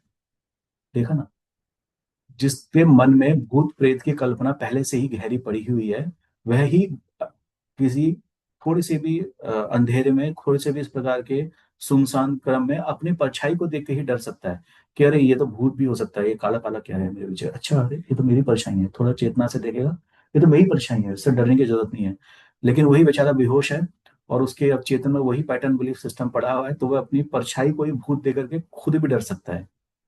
एक एक्सपेरिमेंट वापस किया गया कि एक व्यक्ति को मृत्यु दंड दिया गया, तो उनको साइंटिस्ट ने बना लिया कि हम इसके ऊपर एक्सपेरिमेंट करेंगे और तुम्हें मृत्यु दंड दिया जाएगा सांप से डसवा के। ठीक है जी, उसको बता दिया गया, एक सांप दिखा दिया जाएगा, भयंकर कोबरा, जहरीला सांप, कि ये सांप है, इसको यही तुम्हें डसेगा और इसी से तुम मरोगे। ठीक है जी, उसे कमरे में ले जाया गया, लेटा दिया गया, उसकी आंखों पे पट्टी बांधी गई, उसके बॉडी के सारे टेस्ट वगैरह लिए गए, उसकी सारी रीडिंग्स ली गई। तो उसे बता दिया गया कि अब वो सांप को हम ला रहे हैं, अब आखिरी समय है, ईश्वर को याद कर लो, वो सांप तुम्हें डसेगा, अब तुम उसके बाद ऊपर पधार जाओगे। ठीक है जी, सांप की जगह एक एक मॉडल लाया गया, बिल्कुल सांप की तरह ही, वैसे ही नीडल्स जैसे सांप के दांत के होते हैं, उस नीडल से, उस मॉडल से उसको डसाया गया, जिसमें बिल्कुल जहर नहीं था, बल्कि कुछ एक नॉन हार्मफुल लिक्विड था जो कि उसकी बॉडी में इंजेक्ट किया गया। ठीक वैसे ही जैसे कि एक सांप डसेगा तो उसका जहर शरीर में जाता है, वैसे उसके साथ में किया गया, उसके बॉडी पे दो जगह। थोड़ी देर में देखा गया कि वह व्यक्ति तड़प तड़प के मर गया और उसके बॉडी में ठीक वही सिम्टम्स पैदा हुए जो कि ये जहरीले सांप के काटने के दोबारा पैदा होते हैं। ये जहर उसके शरीर में कैसे आया? उसने स्वयं ही उस जहर का निर्माण कर लिया।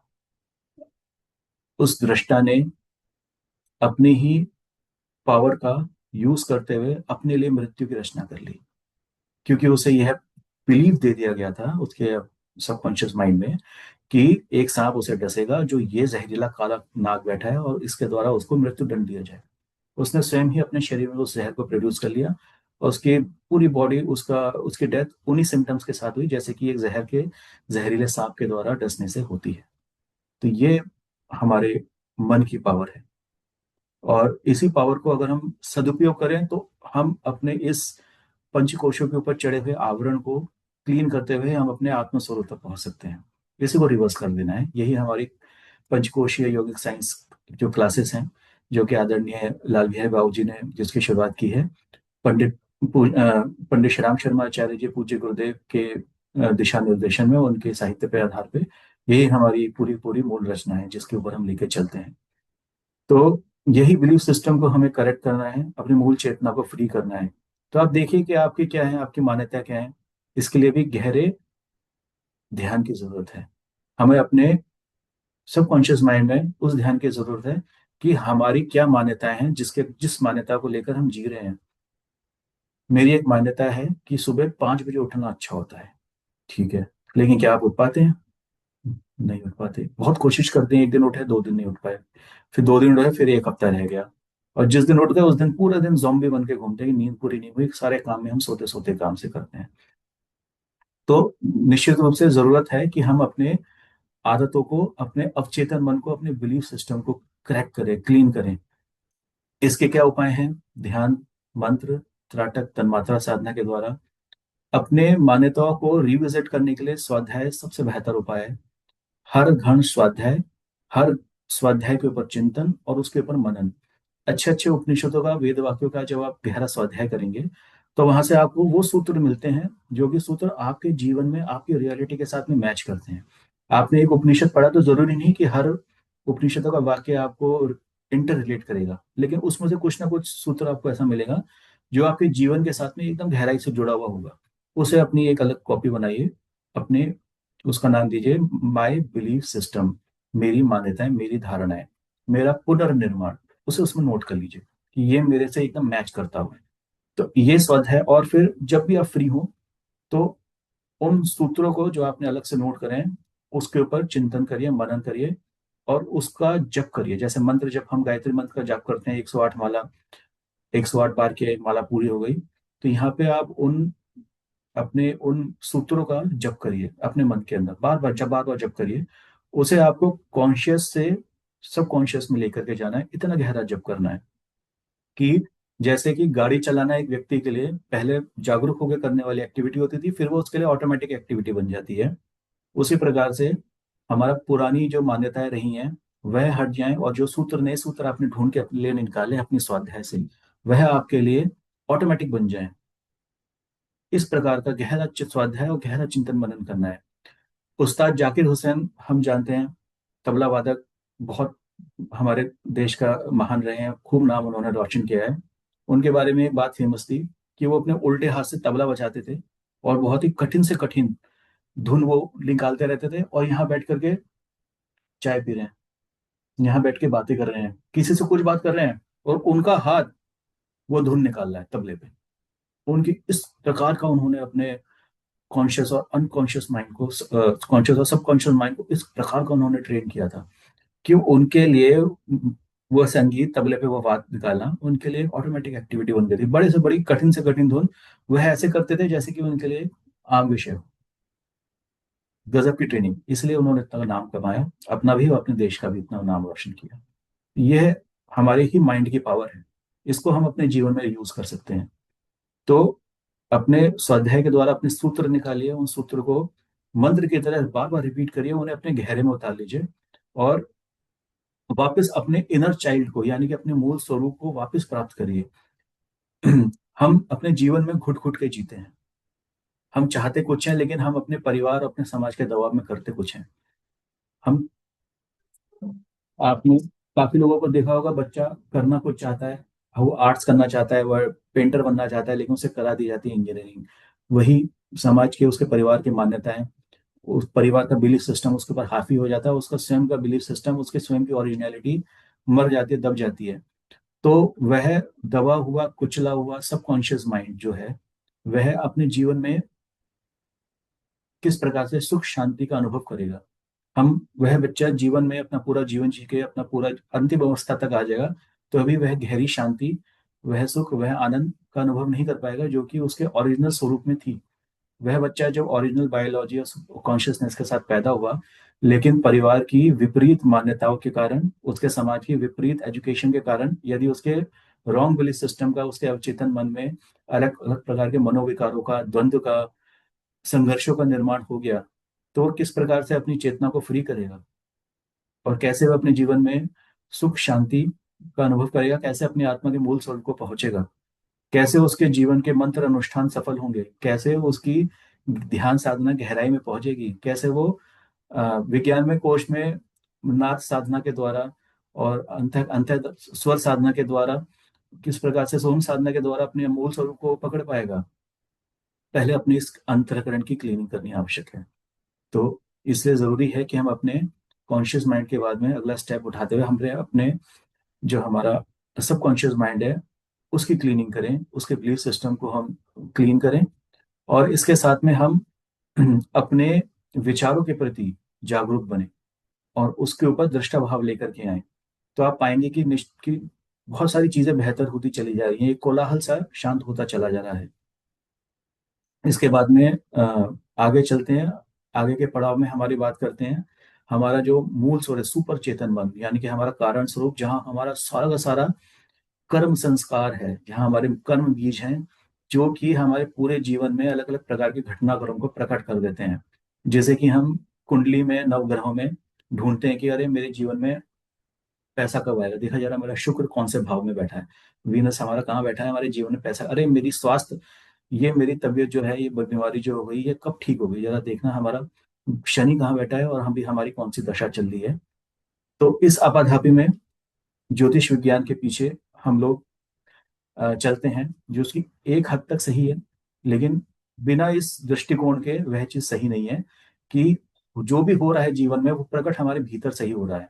ग्रह नक्षत्र केवल वो एक सिचुएशन बना के दे देते हैं कि अब ये प्रकट होगा आपके जीवन में, लेकिन वो निकलता भीतर से ही है, बाहर से नहीं, भीतर से निकलता है। यह जागरूकता जब एक मनोमय कोश के साधक को आ जाती है, तब वह उसी ज्योतिष विज्ञान को पॉजिटिव वे में अपने लिए यूज करता है। वह सिर्फ ये देखता है कि उसके जीवन का पैटर्न क्या है, उसके भीतर में, उसके गहरे कारण स्वरूप में, उसके सुपर कॉन्शियस माइंड में, उसके जो अवचित मन में क्या भाव दशा पड़ी है, क्या कर्म बीज पड़े हैं, जो कि अब जीवन में उसके प्रकट होने वाले हैं या हो रहे हैं। और उन भाव दशाओं के पंप को वो वहां से साधना के द्वारा मैनेज करना शुरू करता है। ये कैसे होता है, इस बारे में भी हम बात करते हैं। तो आप ये देखिए कि कुछ आपको शायद व्यक्ति मिले होंगे जो कि क्रोध करते हैं। क्रोध का उनके ऊपर कोई नियंत्रण नहीं है। एक क्रोध का वेग आया, थाड़, अच्छे खासे हंसते हंसी खुशी माहौल को भी वो बिगाड़ के रख देते हैं। और वह मजबूर हैं, क्या करें, वो उनका जो भाव पीछे से पंप निकलता है, उनके सारे विचारों के संयम को तोड़ देता है, उनके सारे एक्शंस की मर्यादा को तोड़ देता है, और वो क्रोध के आवेग में बह जाते हैं। ऐसे ही वासना का प्रभाव है। सारे ब्रह्मचर्य के हमारे संकल्प अनुष्ठान सब धरे के धरे रह जाते हैं। वो पीछे से वासना का वेग आता है, पीछे से पंप आता है, सब निकल जाता है। तो ये हमारे जीवन को वो आदत जो आती है पुरानी, वो पूरा पंप करके निकाल के ले जाती है। तो क्या करें हम? उस विचारों के प्रति जब आप दृष्टा का अभ्यास करेंगे अपने, तो उसमें आप एक स्टेप वापस उतरने के आपको खुद मार्ग मिलेगा, जिसमें उस विचारों के पीछे का जो मूल स्वरूप, जो भाव दशा है, उस भाव के प्रति भी आप दृष्टा होना प्रारंभ कर पाएंगे। जब आप अपने विचारों को अपने श्वास के ऊपर त्राटक करेंगे, ध्यान करेंगे, मंत्र जप करेंगे, तो उस मंत्र जप में धीरे धीरे कॉन्शियसनेस उस गहराई में शांति स्वरूप में आती है, जहाँ पे हम अपने उस विचार के पीछे की भाव दशा के प्रति भी हम दृष्टा होना शुरू हो जाएंगे। उस दृष्टा के प्रति जब भाव दशा में हम शुरू हो जाएंगे, तो कई प्रकार की क्रियाएं की जाती हैं। एक ऐसे ही एक एक ह्यूमन साइकोलॉजी की एक एक्सरसाइज है। उसमें एक व्यक्ति था जो कि बहुत क्रोध करता था, तो उनको बोला गया कि भैया जब क्रोध आता है, मेरा कोई मुझ पे कोई कंट्रोल नहीं रहता। तो उनको कहा गया चलो एक काम करो, अभी आपको क्रोध नहीं आ रहा है, नहीं, तो आप क्रोध होने की एक्टिंग करो, और पूरे ध्यान से करो कि आप क्रोध करते हो तो आप कैसे एक्ट करते हो। और ये बहुत जोर से चिल्लाते हैं, अपनी पत्नी पर चिल्ला दिया, अपने बच्चों को डांट दिया, उठा के सामान फोड़ दिया, ठीक वही करो। तो उन्होंने ठीक वही किया। तो उन्होंने कहा आपने किया, आपने पूरा ध्यान से देखा, आपने क्या किया? हाँ, देखा जी, हमने क्रोध जब हमें आता है तो हम ऐसा करते हैं। लेकिन हकीकत में जब क्रोध आता है तो हमें हमें होश ही नहीं रहता कि हम क्या तोड़ रहे हैं, हम किसको डांट रहे हैं, हम किसको पीट रहे हैं। ठीक है। तो उनको जब ये उन्होंने क्रिया अपने जागृत अवस्था में उसी क्रोध का नाटक किया, और जब रियल टाइम में जब उनको क्रोध आया, तब वह कॉन्शियस में आ पाए, वह उस क्रोध के आवेग में कम बहे। तब उन्होंने देखा कि अरे मैं वापस वही एक्ट कर रहा हूँ जो कि मैंने अभी जिसकी एक्टिंग की थी। मैं क्रोध में वापस उसी प्रकार से चीख रहा हूँ, चिल्ला रहा हूँ, सामान तोड़ रहा हूँ। तो वहां पे अपने भाव दशा के प्रति वह दृष्टा भाव में आ पाए। इस प्रकार की एक साइकोलॉजिकल एक्सरसाइज है जो कि कई साइकियाट्रिस्ट करते हैं अपने पेशेंट्स के साथ में। तो यहाँ पे वह उस भाव दशा के प्रति दृष्टा भाव में आ पाए, क्योंकि जब असलियत में वो आती थी तो वो बह के चले जाते थे। तो यह इस प्रकार का अभ्यास हम भी अपने जीवन में बना सकते हैं। इसके लिए आपको बस अपनी क्रिएटिविटी का उपयोग करना है। और जब आप अपने विचारों के प्रति दृष्टा भाव में स्थिर होना शुरू होंगे, तो आपकी चेतना स्वयं ही इस प्रकार के अलग अलग प्रकार के सूत्रों को आपके सामने प्रकट करेगी। और पूज्य गुरुदेव से, उनके साहित्य से हम जुड़े हैं, तो उनके साहित्य में भी हमें कहीं ना कहीं वह मार्ग मिलता ही चला जाएगा। एक और विशेष एक विशेष घटना है रियल टाइम, जिसको बताते हुए हम आज की कक्षा को विराम देंगे। हवाई द्वीप, आप जानते होंगे, एक हवाई द्वीप है कैरिबियन समूह। तो वहाँ पे एक डॉक्टर हुए हैं, डॉक्टर ह्यू लेन, एक डॉक्टर हुए हैं। और ये 1980s की बात है। वहाँ पे एक पागल खाना था, उस पागल खाने में एक विशेष वार्ड था।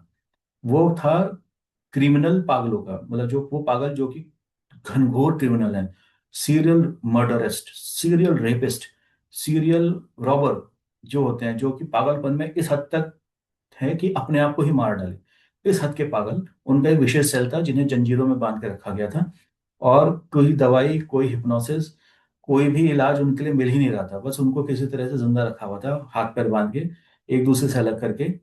तो वहां पे डॉक्टर ह्यू लेन रहे हैं, ये एक बहुत अच्छे हीलर रहे हैं, उनको वहां बुलाया गया, उनसे बोला गया कि क्या आप इनके लिए कुछ कर सकते हैं। तो उन्होंने कहा ठीक है। वह एक बार वहां गए, उन्होंने वहां की स्थिति देखी, तो जितने पेशेंट्स थे उन सबकी फाइल बनवाई। उस फाइल में उनका फोटो लिया, नाम लिया, उनकी बीमारियां ली, और वो फाइल लेकर के अपने घर चले गए। उसके बाद वो 6 महीने तक वापस उस पागल खाने में नहीं गए। वहां उन्होंने आध्यात्मिक के इसी सूत्र को आधार बनाया कि यदि मैं यह देख रहा हूं कि उस पागल खाने में, उस वार्ड में वह पागल लोग हैं जो कि घनघोर क्रिमिनल्स हैं, तो निश्चित रूप से उसका बीज मेरे ही भीतर है, कहीं है। तो हे ईश्वर, मैं इस बात की जिम्मेदारी लेता हूं कि ये घटनाक्रम अगर मेरे दृश्य जगत में हो रहा है तो उसके जिम्मेदार मैं ही हूँ। और मैं इसके लिए क्षमा मांगता हूँ, मुझे क्षमा करें कि जाने जाने अनजाने ऐसा क्या हुआ है जिसके कारण मुझे खेद है कि ऐसा इस मेरे दृश्य जगत में ऐसा प्रकट हुआ है। मुझे खेद है, मुझे क्षमा करें। और इस ज्ञान के लिए धन्यवाद, जिस जिस ज्ञान के द्वारा मैंने यह प्राप्त किया कि यह आसपास का जो दृश्य और इस वह मतलब पागल लोग प्रकट हुए हैं, और मुझे क्षमा कीजिए और हमें शांति दीजिए, सद्बुद्धि दीजिए। इस प्रकार की प्रार्थना उनकी एक है, उनकी एक विशेष प्रार्थना। वह अपने आप में एक अलग ही प्रार्थना है, उसके ऊपर अलग से चर्चा कर सकते हैं। वह उन्होंने करी नहीं, शुरू करी। और 6 महीने के भीतर वह मेंटल क्रिमिनलिस्ट, जिन्हें जंजीरों में पकड़ के रखना पड़ता था, वह हील होने शुरू हो गए, बिना मिले, बिना देखे, बिना दवाई के। इस कदर हील हुए कि उनको सबसे पहले उस क्रिमिनल वार्ड से बाहर निकाल के नॉर्मल वार्ड में रखा गया। और धीरे धीरे केवल वो क्रिमिनल्स ही नहीं, पूरा पूरा पागल खाने के सारे पागल ठीक हो गए और उन्हें रिहा कर दिया गया। वो पागल खाना ही बंद हो गया। यह 1980s में हवाई द्वीप में हुआ है। उसके ऊपर ढेर सारी साइंटिफिक रिसर्च हुई है, बहुत सारे इसके ऊपर क्लिनिकल क्लिनिकल साइकोलॉजिस्ट के इनके ऊपर जर्नल्स निकले हैं। डॉक्टर ह्यू लैन, आप इसको नेट पे अगर ढूंढे, यूट्यूब पे ढूंढे, तो आपको निश्चित रूप से मिलेगा।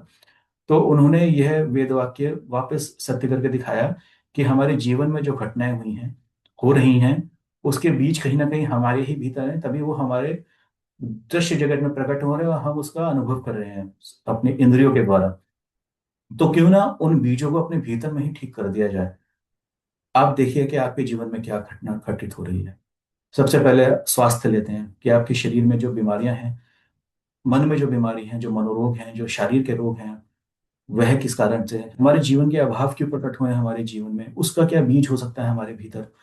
हमारे कॉन्शियस, सबकॉन्शियस, अनकॉन्शियस माइंड में क्या मल रूपी विचार, मल रूपी भाव पड़े हैं जिसके कारण हम अपने मूल आत्मस्वरूप तक नहीं पहुंच पा रहे हैं। उसकी जिम्मेदारी हम स्वयं लें। तो जैसे हम उसकी जिम्मेदारी स्वयं लेते हैं, तो हमारे भीतर की सबसे बड़ी मनोग्रंथियां जो होती है ना, ईर्ष्या, दंभ, द्वेष, दुर्भाव, नफरत, घृणा, वह टूटनी शुरू हो जाती हैं। क्योंकि जो गलतियां, जो परेशानियां, जो चुनौतियां हम दूसरों में ढूंढ रहे थे, वो तो हमारे भीतर निकली। हमें उसकी जिम्मेदारी है, हमने ही उसे पैदा किया है। बस सिचुएशन ऐसी, अज्ञानता के कारण सिचुएशन हमें ऐसी लगती है कि वो लड़ाई उसने शुरू करी, शुरुआत हमने की। वह हमारे ही भीतर था कहीं ना कहीं। उसको भीतर से करेक्ट करना शुरू करिए। तो वह उसको, तो जिस प्रकार से डॉक्टर ह्यू लेन ने उसको हील करके दिखाया पूरे जगत को कि यह एकदम सत्य है कि आप स्वयं को हील करें, तो आप अपने जीवन को ही नहीं, आप दूसरे लोगों को भी हील कर सकते हैं जिनसे आप कभी मिले भी नहीं। तो करना शुरू करें। इसी सुपर कॉन्शियस माइंड की इसी पावर को यूज करके बहुत सारे लोग हैं जो कि अपने जीवन को हील कर रहे हैं, अपने जीवन को बेहतर बना रहे हैं, अपने जीवन में अभाव, अशक्ति, दुविधा, मनोरोगों को, शरीर के रोगों को दूर कर रहे हैं, अपने अलग अलग डायमेंशंस को ठीक कर रहे हैं। हमारे एक परिचित हैं, उनके पति पत्नी में आपस में बहुत गहरी अनबन हो गई। तो वहां पे पत्नी जो थी वह जागरूक थी, और उन्होंने इस बात की जिम्मेदारी ली कि नहीं, मेरे जीवन में अगर कुछ अप्रिय घटित हो रहा है तो उसकी जिम्मेदारी मैं लेती हूँ। क्योंकि कहीं ना कहीं वो बीज मेरे ही भीतर है, मेरे ही कर्म बीज जो हैं भीतर से प्रकट हो रहे हैं। तो उन्होंने वापस प्रार्थना के द्वारा उसको हील करना शुरू किया। क्योंकि जो हमारा गहरा अंतःकरण है, जो हमारी भाव दशा है, वहां पर प्रार्थना की ऊर्जा पहुंचती है। गहरा मंत्र, मंत्र की गहराई, गहरा मंत्र जो पहुंचता है मनोमय कोश की साधना में, गहरा त्राटक, वो सॉरी, गहरा ध्यान वहां पहुंचता है। गहरा ध्यान एकदम फ्रीक्वेंसी में। आज समय अभाव के कारण हम अल्फा बीटा गामा फ्रीक्वेंसी के ऊपर बात नहीं कर पाए, और ह्यूमन न्यूरो साइंस और ह्यूमन फिजियोलॉजी के साथ में हम उसे इंटर रिलेट नहीं कर पाए। उसे हम फिर कभी किसी और क्लास में लेंगे। तो इस प्रधारी भाव दशा, इस प्रार्थना के द्वारा उन्होंने अपने जीवन के उस अप्रिय घटना को जो जीवन में घटित हो रही थी उसको पलट दिया, और अपना ही नहीं अपने पति के मस्तिष्क को भी चेंज कर दिया, इसी गहरी भाव दशा प्रार्थना के द्वारा, जो कि एक सत्य घटना है। और इसे हमें भी अपने जीवन में, इसको हमें लेकर चलना चाहिए, हमें अपने जीवन में इसको पूरा करना चाहिए। तो मनोमय कोश की साधना का शुरुआत अगर हम कर चुके हैं तो उसे और गति में लाइए। अगर हम नए हैं, हम पहली बार इस विषय के बारे में सुन रहे हैं, तो इसके ऊपर स्वाध्याय करना शुरू करिए। पूज्य गुरुदेव का साहित्य है, उस साहित्य को पढ़िए। आदरणीय बाबू जी की इसके ऊपर बहुत अच्छी क्लासेस हैं हमारे। अभी आने वाले समय में हमारे अन्य सीनियर टीचर्स के द्वारा इन्हीं टॉपिक्स के ऊपर क्लास होने वाली है, उन क्लासेस को आप सुनिएगा। मनोमय कोश के अलग अलग साधना है, ध्यान, मंत्र, त्राटक, तन मात्रा साधना मूल साधना है। इसके द्वारा हम अपने पूरी इंद्रियों के दबाव से और उसके जो चिपकाव है उससे ही अलग हो जाते हैं। जो बहुत विशेष साधना है उसके बारे में हम जानेंगे। और इसके साथ में हम आज अपनी वाणी को विराम देते हैं। अब प्रश्न उत्तरी का समय है, और आप लोगों से प्रार्थना है कि इस विषय पे जो भी प्रश्न है उसके लिए आप पूछ सकते हैं हैंड रेस करके। एवं आदरणीय बाबू जी से प्रार्थना है कि वह इस विषय पर जो भी टॉपिक हम स्किप कर रहे हैं और जो रह गए हों, और उन टॉपिक्स को लेकर के चलें, और इस विषय के ऊपर कृपया अपना ज्ञान दृष्टि प्रदान करें। धन्यवाद।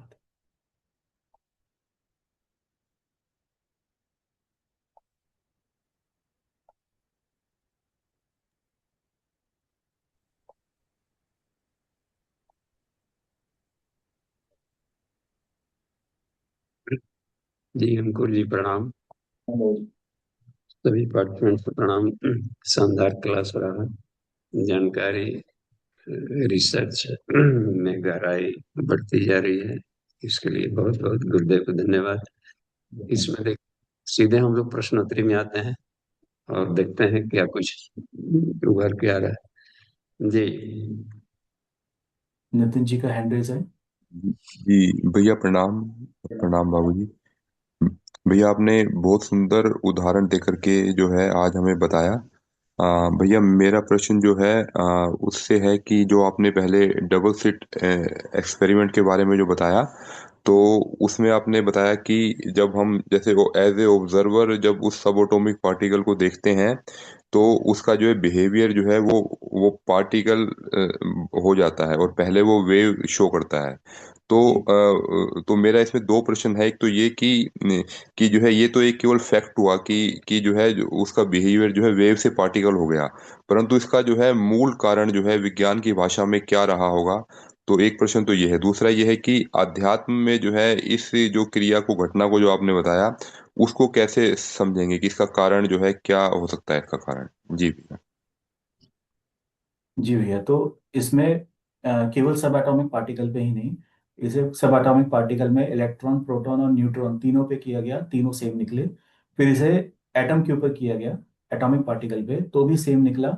और मॉलिक्यूल्स के ऊपर किया गया तो भी सेम निकला, कि यानी कि मूल स्वरूप में वो एनर्जी है, और जब उसे कोई देख रहा है तो वो मैटर बन रहा है। तो इस प्रकार से वैज्ञानिकों ने यह निष्कर्ष निकाला कि यह पूरा का पूरा जगत सिमुलेशन है, और जब हम इसे देखते हैं तो ये हमारे सामने प्रकट होता है। और ये कैसे होता है साइंटिफिक रूप से, इस क्वेश्चन का आंसर अभी मुझे भी नहीं मिला है, और ना ही शायद इसके ऊपर देख सकते हैं। अभी ये अनआंसर्ड क्वेश्चन है, जो कि क्वांटम मैकेनिक्स के रूप में एक अलग ब्रांच बनी है। लेकिन इसके ऊपर एक विषय और भी है, वही है कि यह स्पेस में ही नहीं, यह टाइम में भी ट्रेवल करता है। यानी कि एक एटम जो वेव के रूप में था, जब वो निकल गया और बाद में उसे देखा गया, तो बाद में वो पार्टिकल बन गया।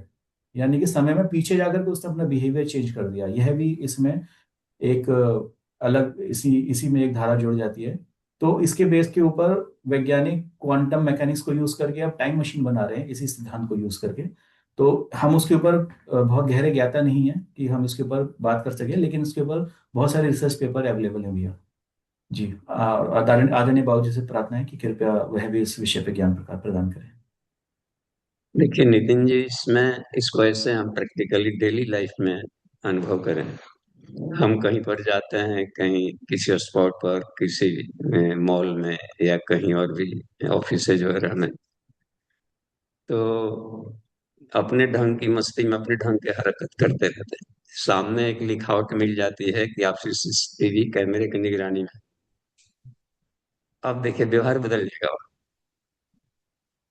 इसका मतलब है कोई ऑब्जर्व कर रहा है हमें, तो उसका ऑब्जर्वर का पोटेंसी अधिक है, और वो ऑब्जर्व कर रहा है एक संवैधानिक मैनर्स के आधार पर।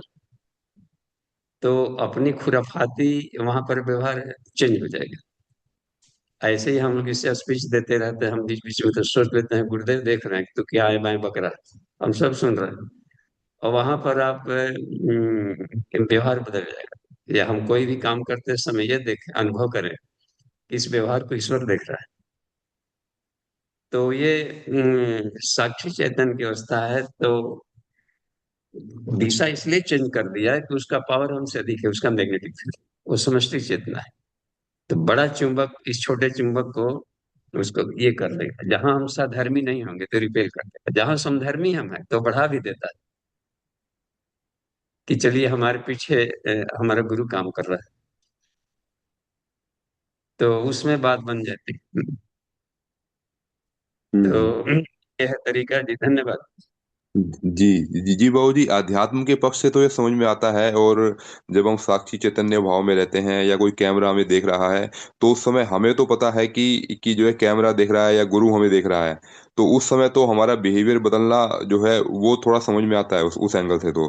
परंतु जो है इसमें जो जब हम भौतिक विज्ञान के क्षेत्र में जब हम प्रवेश करते हैं, तो भौतिक विज्ञान में उसको कैसे पता लगा कि मुझे कोई कैमरा देख रहा है या मुझे कैसे देख रहा है।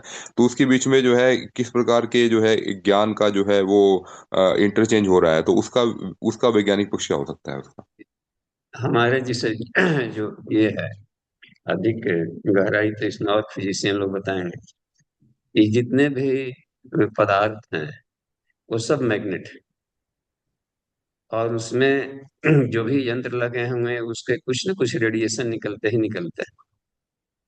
तो उसमें इस तरह के सॉफ्टवेयर लगे रहते हैं कि वो आते जाते वो सेंसर्स रहते हैं। वो सेंसर्स भी अपने ढंग के जो बनाए गए रहते हैं वैसे वो प्रभाव रेडिएशन फेंकेगा और लेगा। अब इससे एआई मानवीय मनुष्य बन रहा है इसमें। तो किसी खास जगह पर हमने देखा कि दिखाता है, खास जगह पर टच करेंगे तो झापड़ भी मारते रहे, और वैसे रखने पर प्रेम भी दिखा रहा है। इसका मतलब है कि जो भी यंत्र बनाया गया है, उसके कैमरा बनाए गए थे, तो उसके सेंसर पर निर्भर करेगा कि किस तरीके का रेडिएशन निकाल रहा है और कैसे आवेगों को पकड़ रहा है। तो उससे ये डिस्टर्ब होता होगा, तभी जाकर के वो ये चेंज किया अपना बिहेवियर।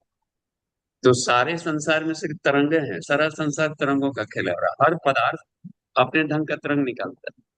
अपने ढंग के कलर के भी देखते हैं, अलग अलग फ्रीक्वेंसी वेवलेंथ होती है। तो इसलिए दो मिल करके एक तीसरा रंग बना लेते हैं, नीला मिल गया, पीला मिल गया, हरा बन गया। तो आपने देखिए इस रंग में दोनों रंग है, दोनों अपना नेचर खो दिए वहां पर, और अपने व्यवहार बदल कर तीसरा कर लिए। तो सारा संसार तरंगों का खेल है सिर्फ, और सूर्य की तरफ से आ रही है सारी तरंगें। तो अंत में बात आती है कि सबका नियंत्रक एक है कोई।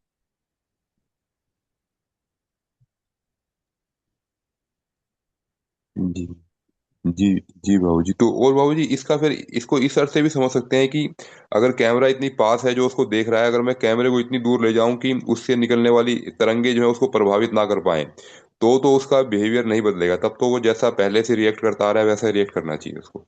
हाँ, रडार के क्षेत्र में से बाहर हो गया। हम्म। जी जी ठीक है बाबू, ठीक है, धन्यवाद। भैया ये अभी भी शोध शोध विषय चल रहा है। जो वैज्ञानिक लोग हैं कि एटम को कैसे पता चला कि उसे कोई देख रहा है, या फिर इलेक्ट्रॉन को कैसे पता चला कि उसे कोई देख रहा है और कैसे पार्टिकल बन जाए। लेकिन ये बहुत अच्छा प्रश्न था, ये भी आगे के शोध का विषय है। जी। तो इसमें गुरुदेव बताया है हमको, गुरुदेव ने बताया है कि जो क्वांटम थ्योरी है, तो जी उनका सिर्फ तो एज ए मैटर खोज कर रहा है, एनर्जी और वेव के रूप में। तो अविरह के डुअल नेचर का है, लेकिन इसमें एक कॉन्शसनेस भी घुला हुआ है। हम्म ज्ञान जो ऊर्जा कहा है इसको, इसी को अर्धनारीश्वर कहते हैं, इसको प्राण कहते हैं। कि कोई भी स्थान हम्म ऐसा नहीं है, जैसे गॉड ओमनी प्रेजेंट है तो एक कॉन्शसनेस लेवल हर जगह घुला हुआ है। हम लोग समझते हम्म हैं कि वो तरंग था, लेकिन तरंग भी एक नियम से चल रहा है, इसका मतलब कि कोई उसमें ड्राइवर भी बैठा है।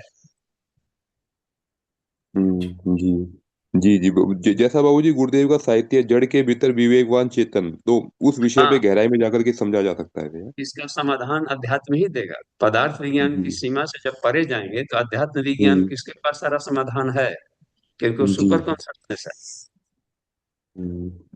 जी वो जी भी एक विज्ञान है, उसको बोलते हैं ना, साइंस है। जी जी साइंस कह जी देते हैं, जहाँ साइंस लग गया इसका मतलब है कि और सूक्ष्म विज्ञान। हम्म, जी जी जी धन्यवाद बाबूजी, बहुत बहुत धन्यवाद। धन्यवाद। जी बाबूजी, वीरेंद्र जी का प्रश्न आया है कि क्या अचेतन चेतन अचेतन एवं सुपर चेतन मन के लिए अलग अलग टाइम शेड्यूल बनाने से नियंत्रण किया जा सकता है? कृपया प्रकाश डाला जाए। फिर से क्या आ, कहना चाह वीरेंद्र जी का प्रश्न आया है कि क्या चेतन अचेतन एवं सुपर चेतन मन के लिए अलग अलग टाइम शेड्यूल बना के उसे नियंत्रण किया जा सकता है? मतलब तीनों उसके लिए अलग अलग अलग टाइम बदल के। देखिए, वो तीनों साथ साथ चलते हैं, साथ साथ चलते हैं तो तीनों का जैसे ज्ञान कर्म भक्ति की तरह तीनों साथ में ही चलेंगे। और जहां जहां स्थूल शरीर जाएगा तो उसमें सूक्ष्म शरीर कारण शरीर भी जाते हैं। तीनों कितना है ना, परत है प्रकृति में, तीनों तो हमें साथ में रहेंगे। तो अब देखिए, जैसे मान लिया कि हम लोग कोई भी काम कर रहे हैं, जैसे अभी अंकुर जी ने जो बात कही कि हम लोग भूल जाते हैं बीच में कि हम क्या कर रहे थे, अभी हम क्या बोल रहे थे, ओ तो याद दिलाई जाती है। इसका मतलब है कि हम जो करने की प्रवृत्ति है, किसी और के अधीन में हम जा करके वो हाँक रहा होता है, हमें पता नहीं चलता कि कौन हमें हाँक रहा है, हम बहते चले जाते हैं। तो हमारी जो अनकॉन्सियसनेस वाली जो बात थी, तो उसको यहाँ पर जो इसे अचेतन शब्द का प्रयोग किया गया है, तो इसका मतलब यहाँ पर यह है, ऐसा नहीं कि वो चेतन नहीं है, हमारी कंट्रोल के बाहर है, इसलिए उसको अचेतन कह देते हैं। जैसे दिल का धड़कना और श्वसन गति, हम श्वास ले या न ले, अपने आप ही एक ऑटोमेटिक सिस्टम हमें श्वासों को लिवा रहा है। सारे जो सो गए रहते हैं, कुछ पता नहीं हम क्या है, फिर भी कोई सांस से फेफड़े चल रहे होते हैं, और अपना हार्ट बीट चल रहा है, किडनी अपने काम कर रहे हैं, सारे सिस्टम, उस पर अपना कंट्रोल नहीं है, इसलिए अचेतन कह दिया, न कि जड़ है। तो साथ साथ चलेगा।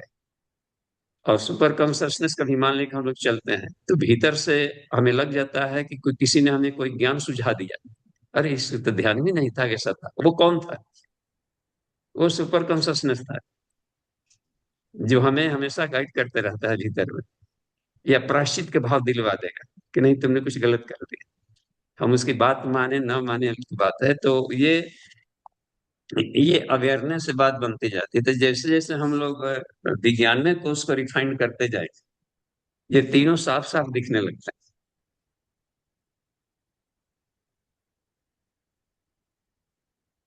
तत्व दृष्टि, जी, क्योंकि सब मन ही है, देखते हैं मन सब में लगा है। चेतन मन, अचेतन मन, सुपर चेतन मन, यानी मन के ही ये सब अलग अलग फ्रीक्वेंसीज है। रिफाइंड होते जाएगा तो कबीरा मन निर्मल भयो। अब देखिए इसमें अब इतना उसको रिफाइंड कर लिया कि सुपर कंसेंसस में रहते थे बराबर, जिसको सहज समाधि कहा जाता है। जी, कुछ स्पष्ट हुआ होगा नितिन जी? जी जी जी बाबूजी, तो और बाबूजी इस अवस्था में जैसे कभी कभी जैसे भुलक्कड़ी का आना मतलब अच्छा भी समझा जा सकता है, क्योंकि संतों का स्वभाव भुलक्कड़ी होता है, तो ऐसा भी समझ सकते हैं। हाँ, तो भुलक्कड़ी क्यों हुआ? इसलिए हुआ, संतों के साथ में भुलक्कड़ी बन गई कि कहीं और खो गया था। वो ये काम कर रहा था लेकिन कहीं ईश्वर में खोया हुआ था। तो मन का काम होता है कि एक देश ही भागता है वो, हम्म और एक देश भागता है अपने लक्ष्य की तरफ, जो कर रहा है उसी जुनून में रहता है। पीछे आजू बाजू में पढ़ रहे होते हैं, बगल से कोई और म्यूजिक बजाते निकल गया, तो उस समय आप पढ़ाई में लगे। कोई आकर पूछ दे कि बगल में कौन से गीत गाते जा रहा था, तब पता नहीं, हम इधर ध्यान नहीं था उसमें। तो वो ये हुआ करता है कि मन में अपनी प्राण घुले रहते हैं, तो जिस बहाव में जाता है तो उसका एक अलग लक्ष्य लेकर के छोड़ा गया रहता है, उस लक्ष्य में तन्मय हो गया रहता है। तो समष्टि मन हम्म वहां इससे हम अपना कनेक्शन तोड़ दिए रहते हैं। और ब्रह्मा होता है समष्टि में, वो चारों तरफ देखता है एक साथ।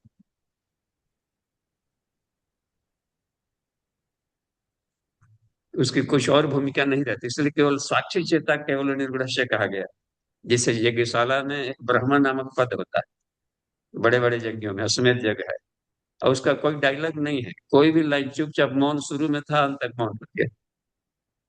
तो वो देख रहा था चारों तरफ कौन कितने आदमी आ रहे हैं, क्या है, कहाँ कुंड बुझा है, क्या व्यवस्था चल रही है, ठीक हो रहा है कि नहीं, और वेद के परिप्रेक्ष्य में हो रहा है कि नहीं, अगला यज्ञ कहाँ पर है, और कितना टाइम हो गया, उस सारे को मैनेज करते रहता है। इसलिए वो सुख उस अवस्था में रहता है, समष्टि मन से जुड़ा रहता है। और हमारा मन जो विचार संकल्प ले लिया, इसका मतलब किसी खास टारगेट टारगेट की तरफ जाने लगा। जी तो इसी चित्त वृत्तियों का निरोध करना होता है, बहिर्मुखी बहाव था ये। जी। ठीक है धन्यवाद। जी, धन्यवाद। बाबू जी, इसी क्रम में हमने एक और विषय पढ़ा था श्री रामकृष्ण परमहंस जी के बारे में, कि वह अक्सर गहरी भाव दशा में भाव समाधि में पहुंच जाते थे। और उस भाव समाधि में उन्हें ये भी होश नहीं होता था कि कपड़े कहाँ जा रहे हैं, धोती खुल रही है। तो वह भाव दशा में डूब जाते थे। लेकिन जागृत अवस्था में कभी भी उनके साथ ऐसा नहीं हुआ कि वो कहीं बटुआ रखे हों, भूल गए हों। लोग उन्हें कहते थे "ये तो पागल हैं, चलते चलते भाव भाव समाधि में पहुंच जाते हैं"। लेकिन वो कभी भी अपना कोई सामान नहीं भूलते थे जागृत अवस्था में। तो ये हमने उनके बारे में पढ़ा था। जी, तो ये सत्येंद्र मिश्रा जी का प्रश्न है कि अगर हम अस्पताल अस्पताल में हो तो मनोमय की साधना में सफलता पा सकते हैं क्या, जब हम अन्नमय और प्राणमय की साधना करने में समर्थ ना हो। जी, काफी हद तक पाएंगे, लेकिन फिर भी ये अलग अलग गियर है ये सब। वो मान लीजिए थर्ड गियर में चल रहे हैं, लेकिन उबड़ खाबड़ जगह पर गाड़ी रुक जाएगी। जब सरपट मिलेगा तो थर्ड गियर पर ठीक है देगा, तो ये सपोर्टिंग है, सपोर्टिंग बॉडी है दोनों। तो मन इतना ही भर करेगा कि जैसे शंकराचार्य का उदाहरण है, भगंदर हो गया है अन्नमय कोश में, लेकिन हिम्मत है मजबूत, प्राणमय कोश थोड़ा मजबूत है। डॉक्टर सलाह दिया कि बेड रेस्ट में रहिए 6 महीना। कहा कि 6 महीना में कल किसने देखा, इसलिए हम कितना काम कर देंगे, आज बीच में मर गए तो हम जो करने के लिए काम आए वो भी नहीं कर पाए। तो ठीक है, इसका काम है बने रहना, हम अपना काम है करते रहना। तो घाव फोड़ा फुंसी ठीक नहीं होता था बगंदर, मरहम बड्डे किए निकल गए, प्रवास में चलते रहते। तो 16 वर्ष तक इस घाव को ढोए वो, समझिए। फिर भी काम नहीं रुका, उधर ध्यान नहीं दिए, तो मन इतना काम करेगा कि शरीर के प्रति लगाव उसको हटा देगा, तो इसके दुख कष्ट से परे हो जाएगा। प्राण इतना काम करेगा कि वो मरीज हो तो भी वो जबरन हाँक के ले जाएगा, बल वाला है। तो बुखार में भी कभी कभी आप अपना काम कर लेते हैं कि नहीं, ये काम करना ही करना है, तो बुखार है तो क्या बात है, थोड़ा कर लेते हैं। इसका मतलब कि प्राणमय कोश वहां पर भारी पड़ गया शरीर पर, उसके बाद से काम करवा लिया जरूर। और मन है कि ऐसा है कि शरीर के साथ कितने शहीद हो गए सब, स्वतंत्रता सेनानी, अपने को शरीर नहीं, एक स्वतंत्र आत्मा मानते थे। तो उस हालत में शरीर के कष्ट, उस तो मन का इतना है कि दुख कष्ट हो रहा है तो कष्टों को सह सकते हैं, इतना कर सकते हैं मनोमय से। तो इससे भी एक लाभ मिलेगा कि एंडोर्फिन्स निकल जाता है भीतर से, तो वो पेन किलर। तो उसका अलग काम है, तीनों अलग अलग हैं। इसलिए ये तीनों शरीरों की, सारा शरीर मिल करके एक बॉडी बनता है। जी। जी बाबूजी प्रणाम, चौहान बेंगलोर से। हाँ जी, प्रणाम।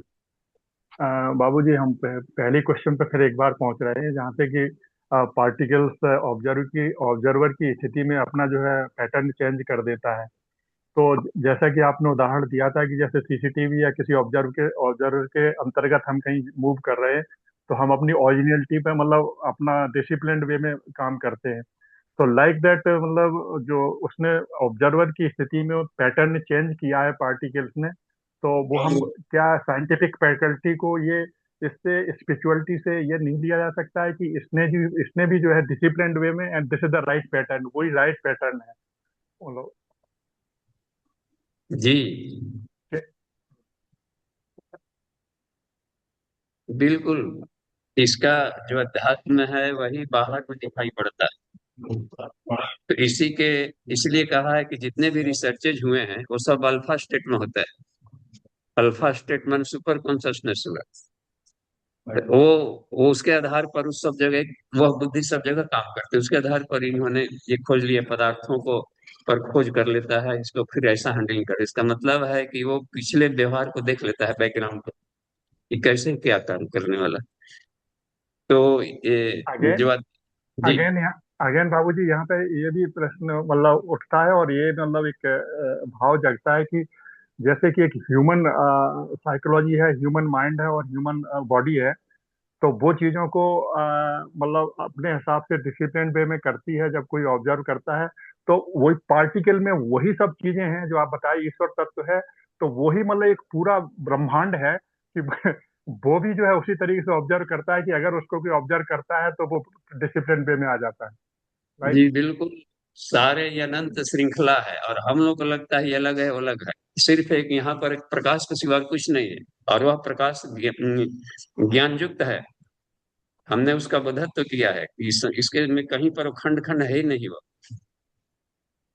तो वो ज्ञान युक्त सभी लाइट से बने हैं और उस वो प्रकाश में ज्ञान घुला हुआ है, बस गॉड ओमनीप्रेजेंट। ठीक है, अभी शांति पाठ की बारी आ गई है। जी बाबू। धन्यवाद।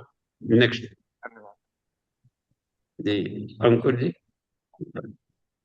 थापा जी का भी हैंड रेस था बाबू जी, उनका प्रश्न तो कैसे? देख लीजिए, हाँ सुन लीजिए। जी अंकुर थापा जी। प्रणाम। जी प्रणाम। और जो सुपर कॉन्शियस माइंड में जो बात कर रहे हैं हम लोग, वो उसमें बीज जैसे जो कैसे डाला जाए, उसका कैसे कनेक्शन हो जाता है कि ये फिजिकल बॉडी में सुपर कॉन्शियस माइंड में कैसे वो रिएक्ट करता है, कैसे वो वाइब्रेट करता है। वो जो सुपर कॉन्शियस माइंड में जो कुछ हम लोग ने वो वो फिजिकल बॉडी में कैसे शो करता है। हाँ उसको कल ले लेंगे, समय का भी अपनी एक है मर्यादा है। उसको आज क्लास बंद करते हैं। इस प्रश्न को याद रखिएगा नितिन जी। ठीक है, धन्यवाद। जी बाबू। जी अवश्य बाबू जी, प्रणाम, धन्यवाद। शांति पाठ। ओम शांति शांति शांति। सभी शांति। साधकों को धन्यवाद, बहुत बहुत प्रणाम।